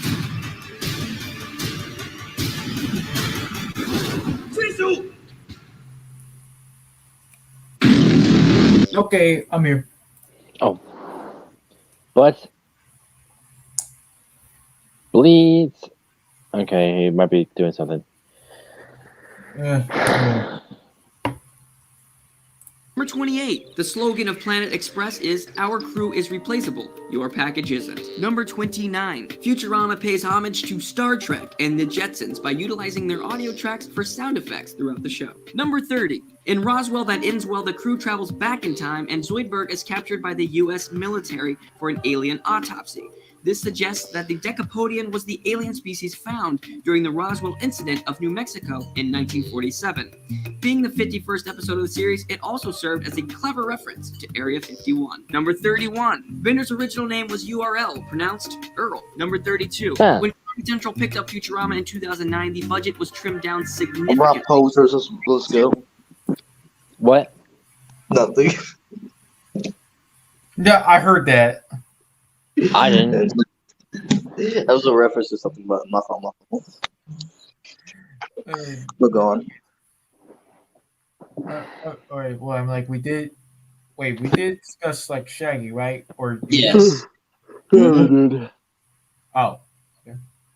Oh, okay. So moving on to the. Oh, right. Here's a good one. Yeah, the red M&M. Hey, you want to go first? You. Yeah, you go. With the red M&M, yeah, this is the first version I saw of the red M&M because I know John Lovitz was the first voice for the red M&M. But with Billy's version, it's really, I like it. Bringing the attitude to the red M&M, just being, mad all the time. But there are times where he gets, wild. Remember the one where he took out the color of his, M&M? He was all chocolate. Really? Yeah. He mistook Miss Brown for being naked because. Yeah. Wow, that's just ridiculous. You've seen the one where English, he turns. please. Of course, you've seen the one with when he turns into Danny DeVito. Yeah. Oh yeah, that one's surefire classic. Do you want to eat me? Do you want to eat me? Hell no. And of course, well, let me see here. Remember the one with Santa Claus? Yes. Yeah, that shows every Christmas where they walk around with a candle and they saw Santa Claus and him and the M&M both faint and and I was like, Santa? He is real. You are real. I know. It's like he's like they do exist. Yeah, he just said. Santa, are you okay? And I just like the teamwork with both Billy West and J.K. Simmons. It's surprising with J.K. Simmons' voice to yell Eminem. Yeah. Yeah. Have you seen that one? Where it's like Chrissy and the yelling and it's like speaking through a face like Chrissy. What are you doing? You told me to tell our fans the crispy M&Ms are back. Not those fans. Did you mean this fan? No. This fan? He just takes things way too literally. Have you seen the one? Have you seen the one where it's the chocolate bar commercial, right? Both it was him, yellow, and orange. They're fighting behind the car. Have you seen that one? Yes. I think so. Okay, stop that before I eat all of you. He started it. You know the one with Patrick Warburton? I believe there's one with Patrick Warburton. Yeah, it was like you're eating M&Ms. So yeah, so are you. I'm not an M&M. You're eating your own kind. That's cannibalism. But yeah, I'd never seen that one. But man, I didn't know that he did it in a commercial. But with the M&M commercials, you cannot stop watching them. They're just so memorable. Well, yeah, of course.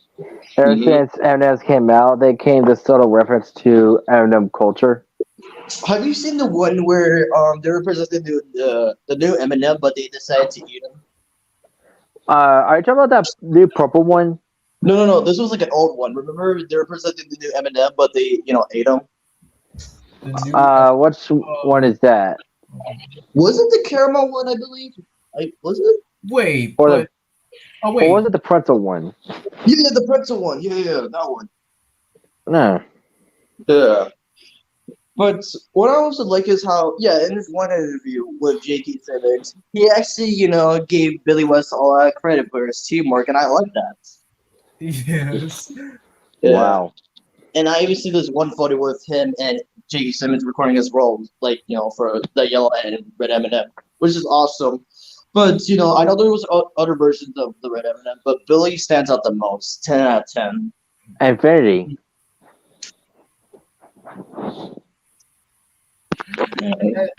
And of course, we get to the drugged up side of Nickelodeon. Oh, I know where this is going. Okay, so before you explain, I didn't even know about this show. I got introduced to Stippy only in the video game Attack of the Toy Box, which is unlockable. But you use like one of the characters. It's like a specific character and unlock them. Well, here's the thing though. I thought it was okay to play with, but when I found out that there's a show on Nickelodeon about this and how bad it is, I mean, it's an abomination. I don't know what else to say, but I'll let you explain more. Hey, Ren, you want to touch my finger? No, don't, you idiot! I like it a lot. Dear Santa Claus. Yeah. Okay, despite them being like, the dark side of like, Nickelodeon, it took it really too far with the adult cartoon one. Exactly. But despite that, Billy West voicing Ren and Stimpy, even though, I said the dark side of like a Nickelodeon, but people admit that was like one of his top roles back in the day. Remember though, like for Ren, he was the second voice. He was the creator who first voiced Ren until he got fired, and then. Right. Yes. But it was cool to, despite the show, it was cool how he voiced both the main characters. That's what I liked. Well, yeah, like that's like one of the examples that a creator voice like multiple characters says one, like Alex Hirsch. Mm-hmm. And and I agree with Billy in this one. Like they offered him the roles of Ren and Stimpy for the adult cartoon, but he denied it, which was a smart decision. Yeah, and like, but I don't know. He is still voicing Ren and Stimpy just for like the Nickelodeon games, though. Yeah, I've heard about that, but I just wish that he no longer voiced him because I feel bad that he had to go through that. Yeah. But with the adult cartoon, there was one exception though, with Eric Bauza. Oh, really? Because remember, that was his first voice role for Stimpy. Uh-huh. Intriguing. But yeah, for both of these characters, I didn't like the impression he did for Ren though. It was pretty clever. Yeah. Like, Yes. Because what? no, go ahead. No, I mean, like I was just agreeing with everything you're saying. Man. But yeah, I'm gonna give these characters just being nice 6 out of 10. No disrespect for Billy, but a 1. Huh. Like six. Like, Hey, Ren, wanna touch my finger again? you sick little monkey. Ooh. Now, what is Rent is supposed to be? A chihuahua. Oh. Huh. And it's funny because he actually played a parody character of Stimpy in what was it? Drawn Together. Really? Oh right. Wait a second. Wait, are you referring to that yellow guy that's supposed to be a representation of SpongeBob? No, because it was actually the Drawn Together movie where Billy was in the cast and he voiced multiple characters, like one of them being Denzel Washington. Oh, I see. Okay. Mm-hmm. But moving on. Oh wait, and if I remember correctly, I remember reading from a fax on Nicktoons one time or Nick at Night, wherever it was, but it said that Tom Kenny originally auditioned for Ren. Yes, I remember that. Yeah, and I could totally see him as that role because he could do that voice. Yeah, but I don't want Tom to voice that character. Next. Okay. Yes, yeah, from another '90s classic, from Nickelodeon, Cat Dog. You know, Cat Dog. Cat Dog. Rented Rabbits. Yeah, he's a bit of a scammer, if you want to say. Like, he makes business, but he does kind of like scam a little. But when Billy portrayed his character, he does really good with, your opinion, Fresh? Well, I mean, like he's basically just a jerk. He just hates Cat Dog's guts. That's all he lives just to make them miserable. That's all he is. Yeah. So in a way, he's like the antagonist of the series. Well, there's also the greasers, but he's a secondary antagonist, basically. All right. Because he has a lot of jobs. Basically, he was a police officer, lifeguard, prison guard, firefighter, boss of various businesses, a principal, the president, mayor. Let's see here, a doctor, a TV host. Wow, he has scammed himself to do like every job in existence. Oh, he's basically the Larry. He's basically the Larry of Gumball of this show. Sure. Yeah, exactly. Or you could say Brooklyn T guy from SNL. Yes, that too. Yeah, but some of the jobs he does is scam. Because I remember this one episode of Cat Dog where Dog was eating everybody's homework for because they would get good credits because the excuse my dog ate my homework and all that. And he took that literally. Mm-hmm. And yeah, in this episode, he was like the mayor in this episode, Rancid Rabbit, and he didn't get ready for his speech and everything, so he hired Dog to eat his speech, but he didn't do a good job.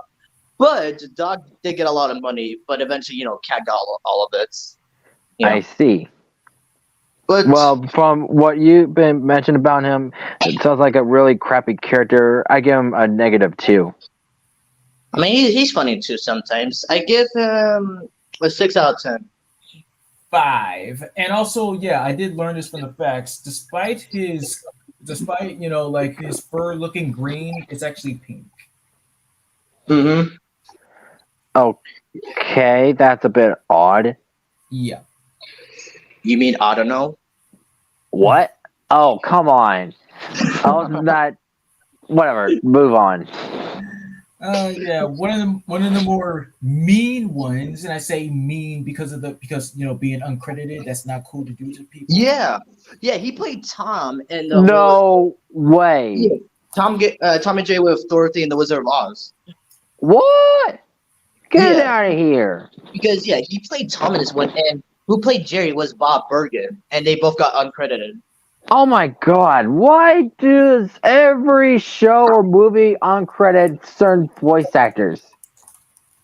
But I found out that they both voiced Tom and Jerry by IMDb.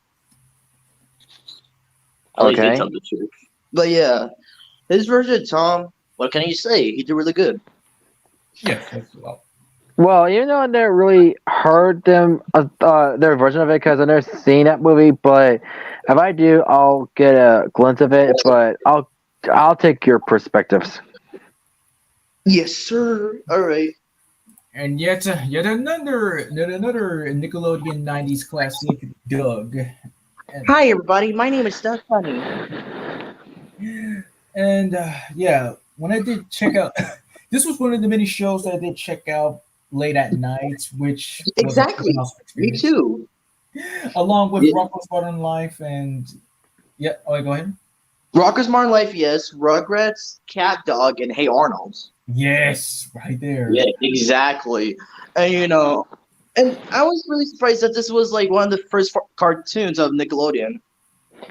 Oh, indeed, yeah. Yeah, and I heard of the show, but I really got to know about it back in 2018, where it used to air at night, and there were really really funny episodes, some bad episodes, but I liked the show though. I did too. And also like tackle serious issues. Like there's like one of the characters like she had to like eat less because like be skinny and such, and she's of that one syndrome. I forgot what it's called. Yeah. Was it eating disorder? I think. Probably. But yeah, Doug himself, I don't really know him that much, but I know he's a classic character. I'll give him an infinity. Well, with Doug, he's a really nice character, just trying to like live out his life at school and at home because sometimes he has it hard, especially at school. Yeah. But yeah, there are some funny times, especially like his crush on Patty Mayonnaise. Oh yeah, that's the character I was referring to. But with Doug, he's not. There's nothing really bad about him. He's really cool. I give it an infinity. Yeah, he's kind of like a half and half of Charlie Brown, where Charlie Brown is like born to have like bad luck for infinity. He basically just tries to like just take it easy and simple and just try to live his best life however he can. Yeah. Yes. And then next up, his bully, Roger Klutz. Yeah, and like Wes said this himself. Like he based the voice off of a bully like he knew when he was in school, and there you go. Wow. And imagine that boy found out that he became a successful voice actor. He's like, oh man, I wish I didn't bully him all that time. Oh man. Yeah. Yeah. But what I like about Roger, despite him being a bully, is his iconic laugh. I mean, come on. I mean, like he sounds like a freaking like I don't even know how to try to like. Can you laugh like him? I can't even do that. I mean, like you're better at that than me. How does it sound though?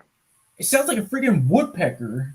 Woodpecker. So it's basically Woody Woodpecker then. Yeah. I would like say Woody Woodpecker and Nelson Mudd's laugh together. That's how I would explain it.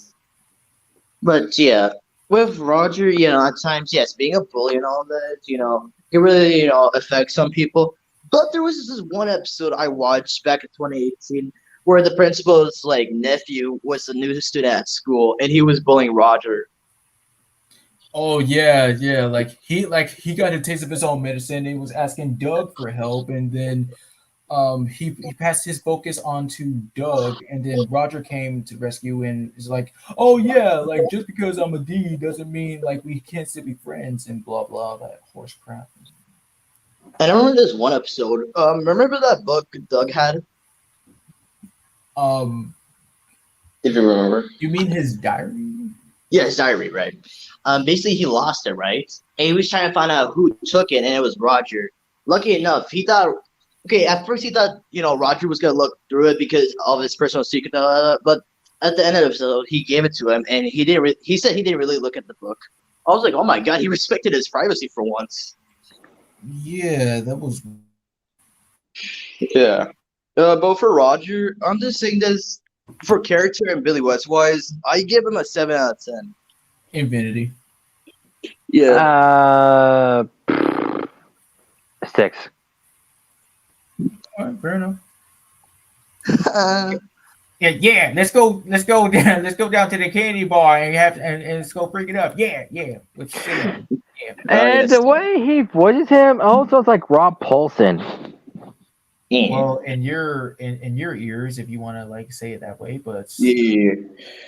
But with Sam, you know, he's he's not really bad of a character. As a kid, my perspective, because with these kind of characters, you would think, oh my god, they're so mean. It was kind of like how I, looked at what was it, Benton as a kid, but learning about like more about him. But with Sam, he's just trying to do his job, but he's funny at times as well. Smith will just throw one-liners whenever he can, just have his opinions about like whatever it is, and of course, And he every sentence he ends up with yeah. Yeah. It's kind of like those dudes that talk like this back in the day. Like, I'm gonna kill ya, see? I'm gonna have sex with this woman, Yeah. see? I'm a dog, see? It's kind of like that. But it's called a verbal tick. really, well, thank you for that information. I appreciate that. But yeah, for this guy, it kind of annoyed me with him saying yeah all the time. But he's all right-ish. But in the episode where a team got superpowers, he like it's kind of like an X-Men feel, like call them like muties. Yeah. Of course, like Yeah. that was just one of the. What was that? Yeah. No, go ahead. Yeah. With him, okay, but yeah, with the Endmen, it was one of the many moments that I just find unlikable because when Hulk Jimmy was trying to calm down, they still managed to just try and take him off, and well, I just kind of hate that stuff. But nevertheless, he still remains one of the more funnier characters in the show. Yeah. Yeah. But also a shocker in the Jimmy Neutron movie. Not only did he voice Sam, but he was the first voice of Butch. Yeah, I learned about that Beyond the Voice Actors before Rob Bolton took over for the series. He didn't do bad though. It was really good. Just wondering why they changed, but it's still good. Let's see. He also voiced Eustace's Butler. Right. Yeah. The fact that he kicks his butt in anger. Oh, he kicks his pig? Oh, okay. Nobody. Yeah. And who was the other character he voiced? What was it? Okay. I know he had Corky. sunglasses. Yeah. It's this dude named Corky. He's supposed to be like some kind of famous producer.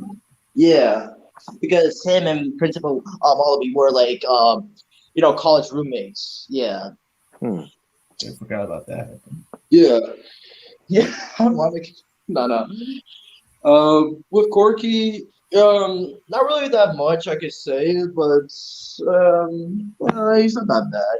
And also going to the kind of counts like the powers because with the power 3, he remember when Shirley crashed into like that conference and Billy West voiced that Englishman. The courthouse and yeah, you can. I'm excited, But overall, all of his roles, especially Sam from Jimmy Neutron, they were awesome and memorable. It's Infinity. Agreed. Yeah. Yeah. You still owe me $1.80. Yeah. Yeah. I bet he sleep and he like says that and there. Do you know who he's dating though? Oh, who's he dating? Hold on, I'm just gonna double check this. Yeah, it's Miss Fowl. It's that obvious. Yes. What? Because I was gonna bring that up because remember Men at Work? Yes. Yeah. Yeah. Remember they're at they're at the restaurant, right? And all that. And they were like sitting next to each other. I noticed this as a kid. I was like, wait, they're dating? I'm like, wow. Until it was like this. It was like, Winnie, there's something I always wanted to tell you.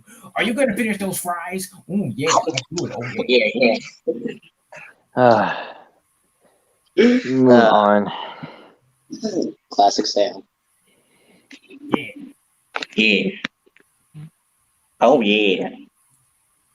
Oh, that's it. It's either Kool-Aid Man or Lil Jon. Exactly. Oh yeah. Oh dang! Oh No, it's not okay. yeah! It's oh yeah. Yeah, yeah. Yeah. Okay. Right. Let's see. Where did I Oh, that commercial, yeah, with Steve Carell. the commercial was You Steve. remember that Pepsi commercial with Steve Carell? Kind of, but not really. Oh, okay.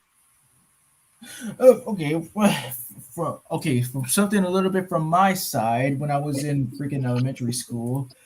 Horrible histories. He voiced a blue creature. What? Hobo Histories? What's Hobo Histories?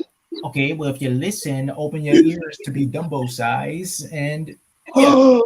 He needs the Ben Stiller ears. Give it to him. There you go. Or that joke Ahmed did.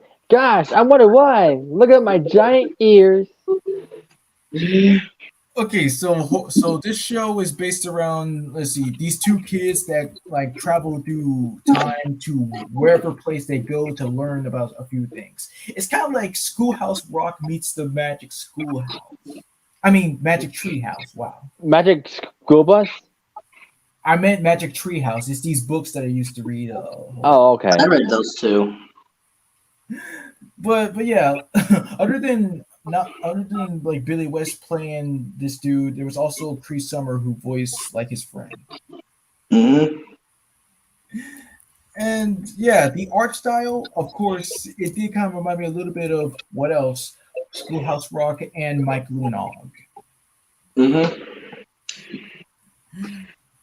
And well, that's really all I have to say. It's a bit of a shocker. Mm-hmm. And I get it. Crab from the OG Ben 10. So yeah, Crab, along with other bounty hunters, were hired by Vilgax, along with Ted Trex and 6-6, and basically getting the Omnitrix. And I finding out that Ted Trex, wanted to team up with Ben and all that, and just tried to stop Crab and 6-6. But I was really shocked because this was one of my introductions to Billy West. Me too. And I found out that he's alien on Pisces, which is planet for reptile species, like a Pisces something, I don't remember. And it's like during the Pirate Night War is why he's all robotic and stuff. Yeah. But I gotta say his no, go ahead. Other instances, like in Alien Force, Jeff Bennett took over, and then Dee Brett Baker took over for him in Omniverse. Don't forget about reboots. Who forced him to reboot? Travis Willingham. Right. All of them, which one's the best? Okay, it's kind of funny in this situation. Okay, I'm just gonna top them down here. Okay, Billy West for first, Dee Bradley Baker for second, third has to be Travis, and fourth has to go to Jeff, because Jeff, he really got some time to voice Crab. That's the thing though. But with Dee Bradley Baker, he got time to voice Crab, and with Travis, he had some episodes here and there. But for Billy West, I just like the Robotnik voice they gave him. Yeah. You can say that again. And I love the line between him and Ghostface, like, you have no idea who you're messing with. I just about to say the same thing. But yeah, for Crab, of all his appearances, I prefer OG and Omniverse. I give him a 10 out of 10. Yes. Yeah. Next. Hey, where could our next one be? He's really good at hiding. I wonder if we can find him. Oh, there he is. Bashful. Bashful. Hi, Bashful. Yeah. This is another instance I got used to Billy West, and yeah, he portrayed Bashful really good.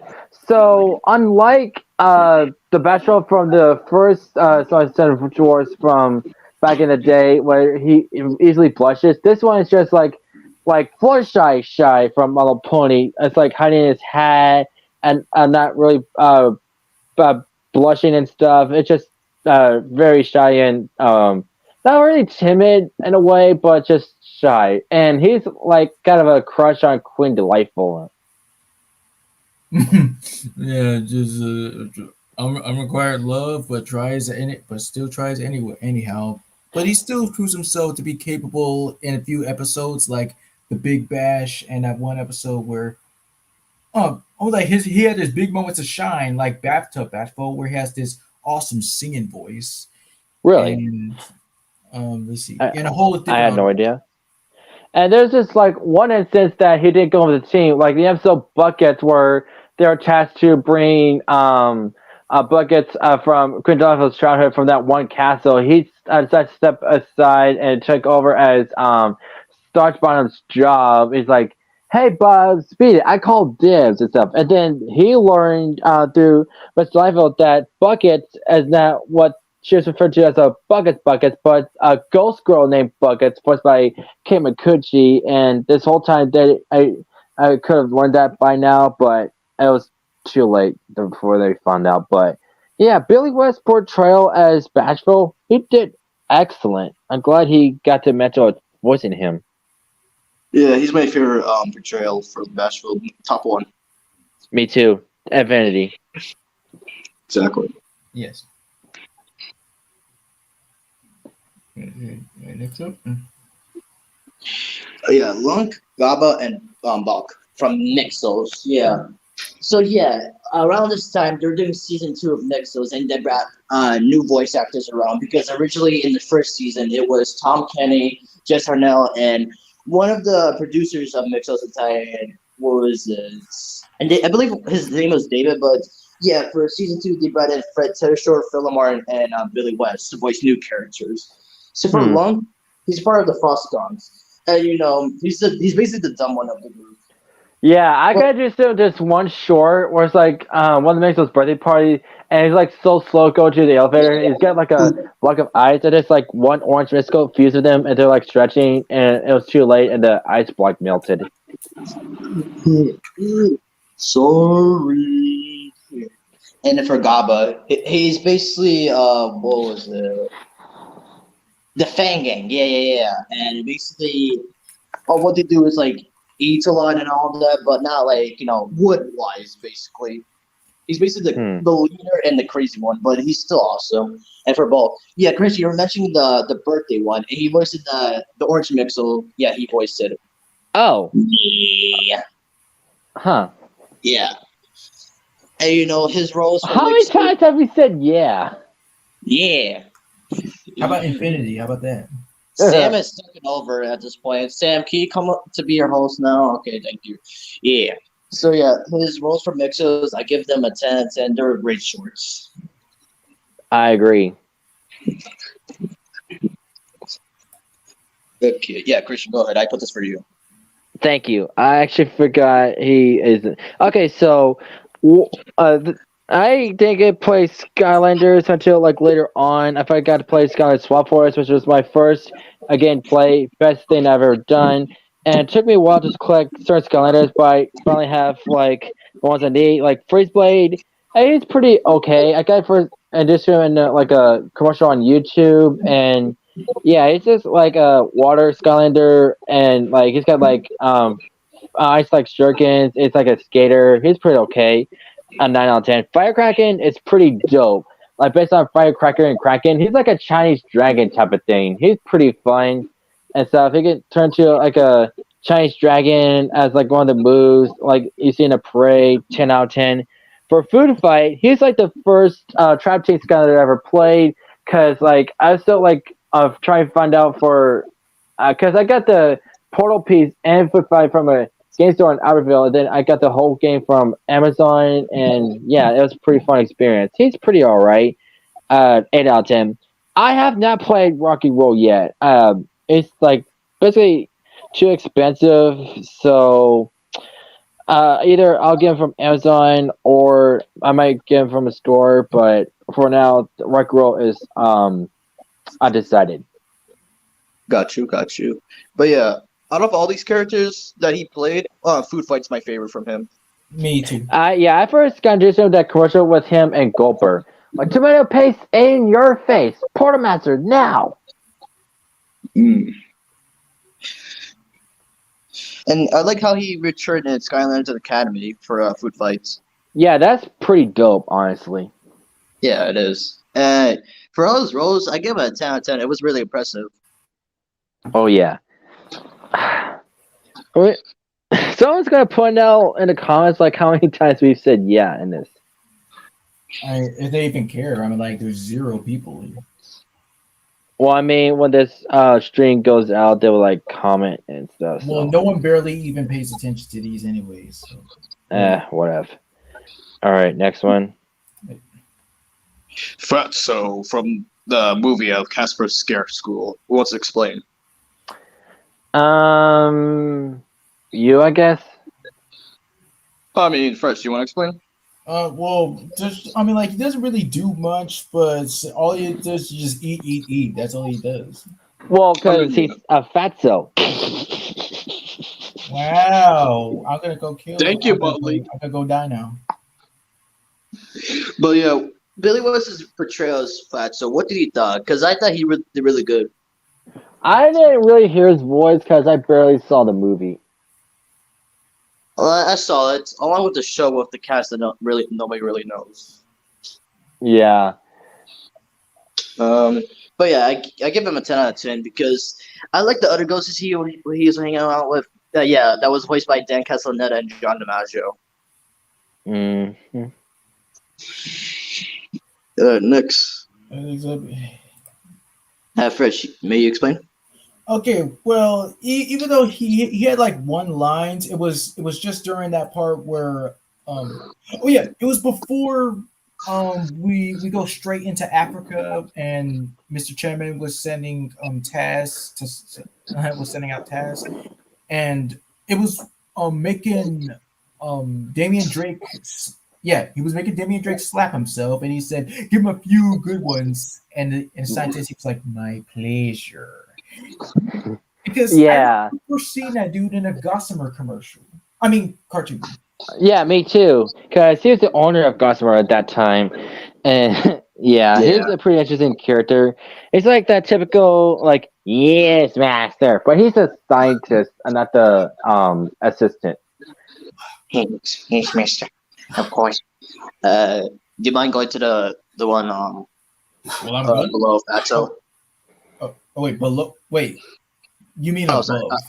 I'm sorry. Wow, you can't even recognize up and down. Up and down, left and right. So yeah, I like what they did with the name though, Ellie Finn. Yeah, it's really fun. You just noticed that? No, I was just excited. Shush! I knew he voiced him because I saw him voice actors, but I just got excited when you mentioned him. Like, I almost forgot about him for a sec. But yeah, Jungle Junction is like one of my childhood classics, appearing in Disney, not Disney Channel, but I house Disney. It was Disney. So, Wah. Haney Hooser. So Playhouse Jungle Junction. Do you want me to yes. You really need to go to speech therapy big time. Okay, Jungle Junction.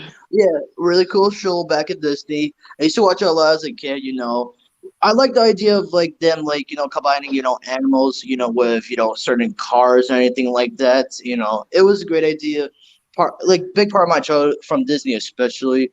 And yeah, other than like Billy West, there was also D. Bradley Baker and Jess Harnell. I did not know they voiced him also. Mm-hmm. But out of all of them, which one's fitting for Ellie Van? No, I'm not saying for Ellie Van. Like D. Bradley Baker and Jess Harnell did other voices during, Jungle Junction. I thought you meant he voiced. Okay, I misunderstood. Wow. What a... But his character overall, 10 out of 10. Like he's just, very careful. No danger to nobody. So that's what I have to say. Yeah. So nothing else to say about him. I agree with Blitz's store. I don't own a store yet. Yes. Yes. The judge has said that you are sentenced to go to speech therapy for life. Or to learn proper English. All right, let us go to Paris. Yes. Oh. Yeah. But besides that, Tim Curry and Kevin Muggerson also portrayed as the sumo singers, but we don't know which of the one that I know they which each one seen. Billy voiced it though. Oh, you do? He was the one with the high pitch where he's like, "Hey, baby." Really? Yeah, that was him. Okay. But yeah, that's the combination of both Tim, Billy, and Kevin. They did really good for the sumo singers. I definitely tell like has the voice in there, but I just don't know which is which though. It don't matter. Yeah. Oh well. But hey, I mean, at least they attended the wedding. Yes, and the movie itself was great. I give this, infinity. Yes. Oh yeah, because it's a classic. And remember that part where Angelica stepped in? Yes.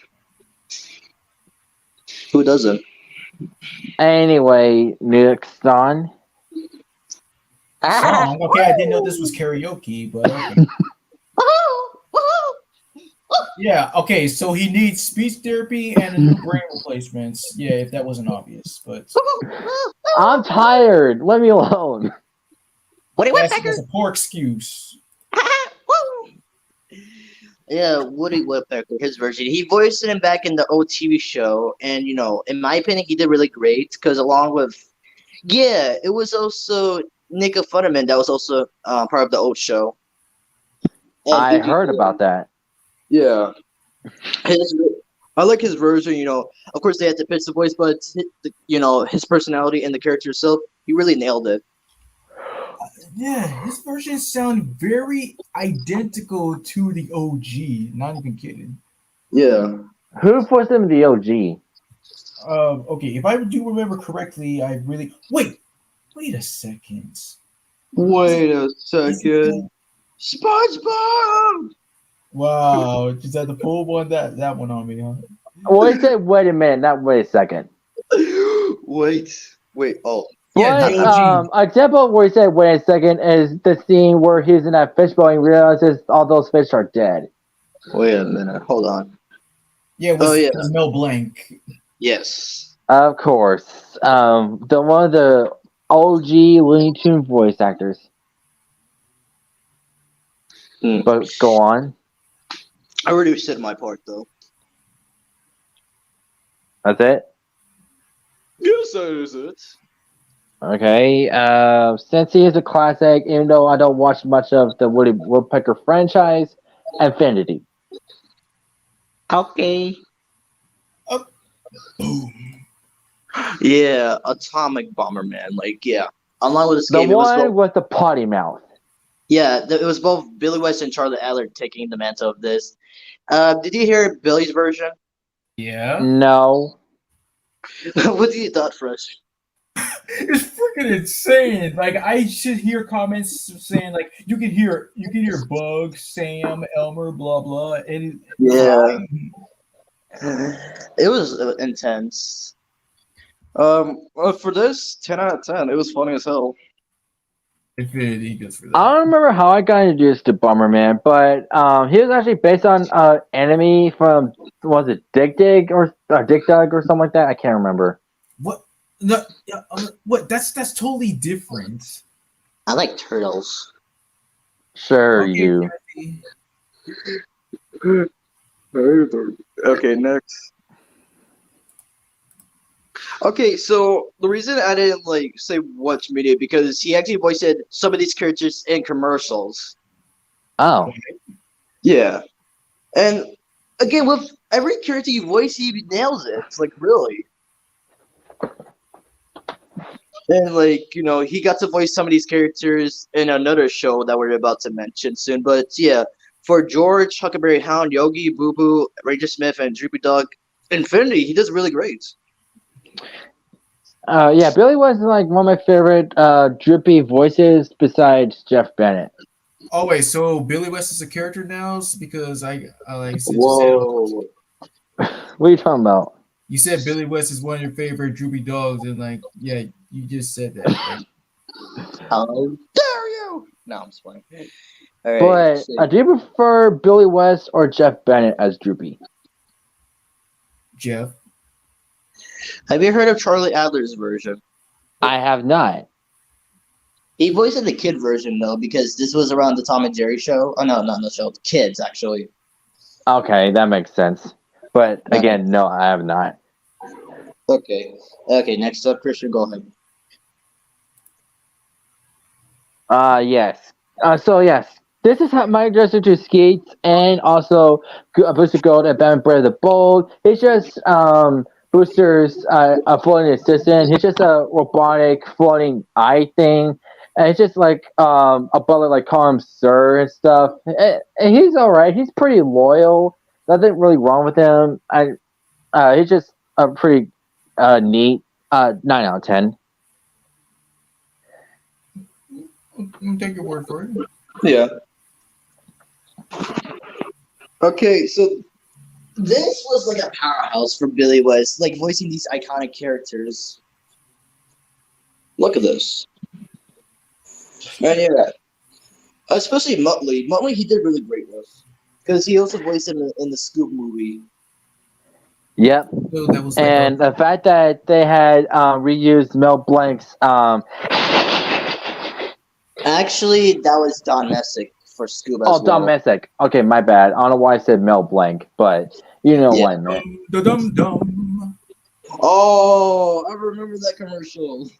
I haven't seen those Tum Tum commercials in a long time. I do actually have Tum Tums.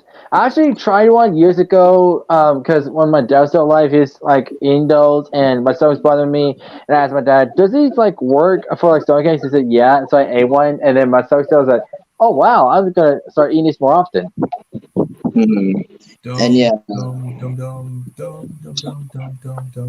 overall, all of his roles from Hanna-Barbera and, just for like wacky races, he did really great. And yeah, because he also played Huckleberry Hound in this one again and again. It's just really great in my opinion. Solidified himself as one of the greatest of all for no reason at all. I mean for nothing at all.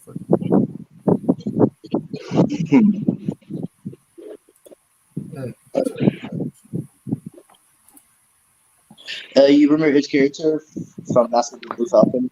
It's been a while since I've seen the movie. I know Jeff Bennett portrays Blue Falcon. Yeah, but Billy voiced the security guard, if you remember. No. I do. His portrayal was really good, despite his character. I give him an 8 out of 10. I'll agree with your score. I might watch it again on HBO Max because that's where I last saw it. McFly, get out of here, McFly! What is this? Bro, yeah, it's like Marty McFly from. Okay, sure. McFly, what are you doing, McFly? Who knows this? Yeah, no, I have because I've seen episodes here and there, and I was like, "Dang, I'm so glad that I gave this a chance." I've been missing out, but yeah, the principal, he just basically like everyone else at school hating on Jenny because not fitting because we don't need robots at school. Why would they need robots? Blah blah. Oh. Yeah, I am not too keen about that guy either, and I didn't know that Billy West voiced him. But yeah, I'm actually glad that Fresh got a chance to check out my life a little bit. But for this guy, not really this.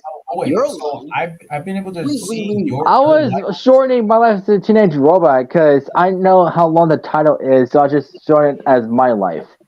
But again, not disrespecting Billy West, but I don't like his character specifically. I give him a 4.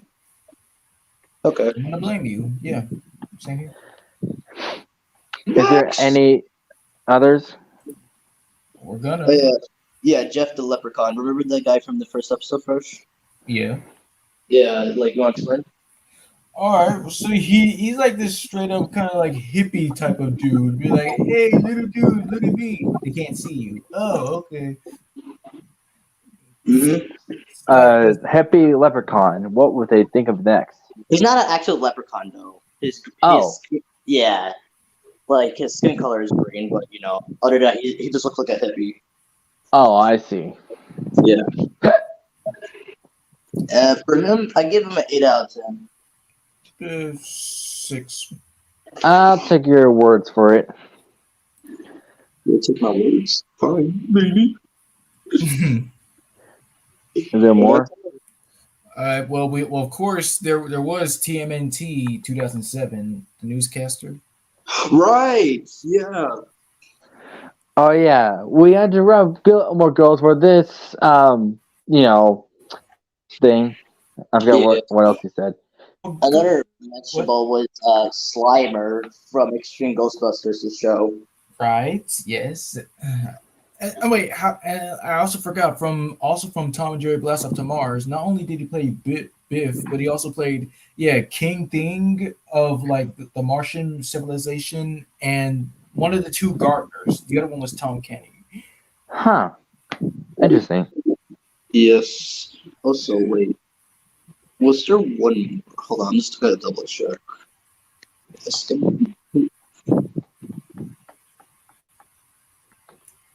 Yeah, that's about it.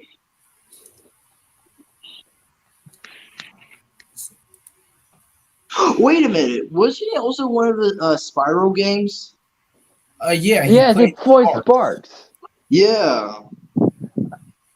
I forgot which one it was because it was on Behind the Voice Actors, but he does voice him. Mm-hmm. And another mentionable was Rocket Raccoon from Ultimate Spider-Man. Oh yeah, that's how I got used to Rocket. Was that, and he Mm-hmm. does not like being called a raccoon. Yeah. And he's like the trainer and mentor for Nova, Mm-hmm. which is pretty dope. Yes. And he was also in Back at the Barnyard. Yeah, let's see. Yes, back in the barnyard, Koenig Kids Next Door, Chowder, Squirrel Boy, El Tigre, Billy and uh, Mandy. yeah, wait, yeah. Oh, Billy, yeah, I remember, yeah, Billy Manny, I remember.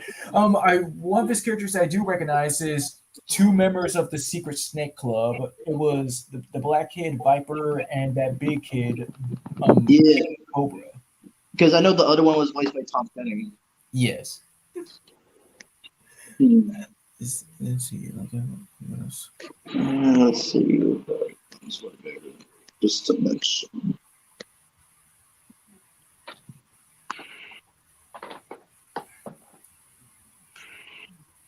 Oh yeah, he played Lucky Joe from Jimmy Neutron. You remember him? The guy with the eye patch. Yes, I first got introduced to him in the episode. Well, the first episode actually when Pants Attack. Mm-hmm. Ah, And when Don Messick sadly passed away, Billy West took over for Hampton Pig, for Tiny Toon commercials and video games. yes. Interesting. He was also in Cats and Dogs from 2001. He played the Ninja Cats. Yes. Oh, also he voiced Vader Zim in the pilot. Yes. Oh, that's what that was. Because I saw him and Behind the Voice Actors. Like, wait, how did he voice him? So he voiced it in the pilot. That's something. Because remember, other than Billy West, there was also Mark Hamill. Yes. Oh. I mean, I kind of see it, but I prefer Richard Stephen Horvitz because he does a lot of pizzazz and flame to it. Pizzazz. He also voiced Pepe Le Pew.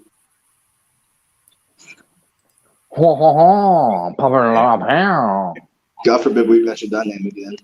We don't want to get sued now.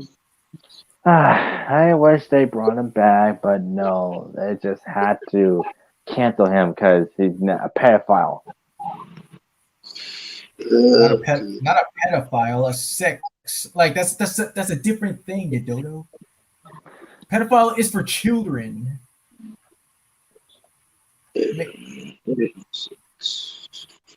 Oh yeah, other than Ren Slippy, he also voiced Powdered Toast Man. Which I got used to in Nicktoons All-Star Brawl.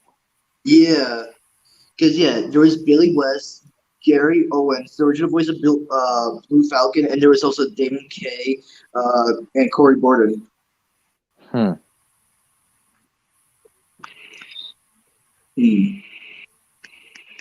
And other than that, I believe that's it. All right, so a great honor to these wonderful birthdays. Each deserve amazing greatness. Liliana 10 out of 10, Martin 10 out of 10, and then Billy West Infinity. Same. I say it better. Yeah. All right. Again. All right. See you guys next time. Bye. I love all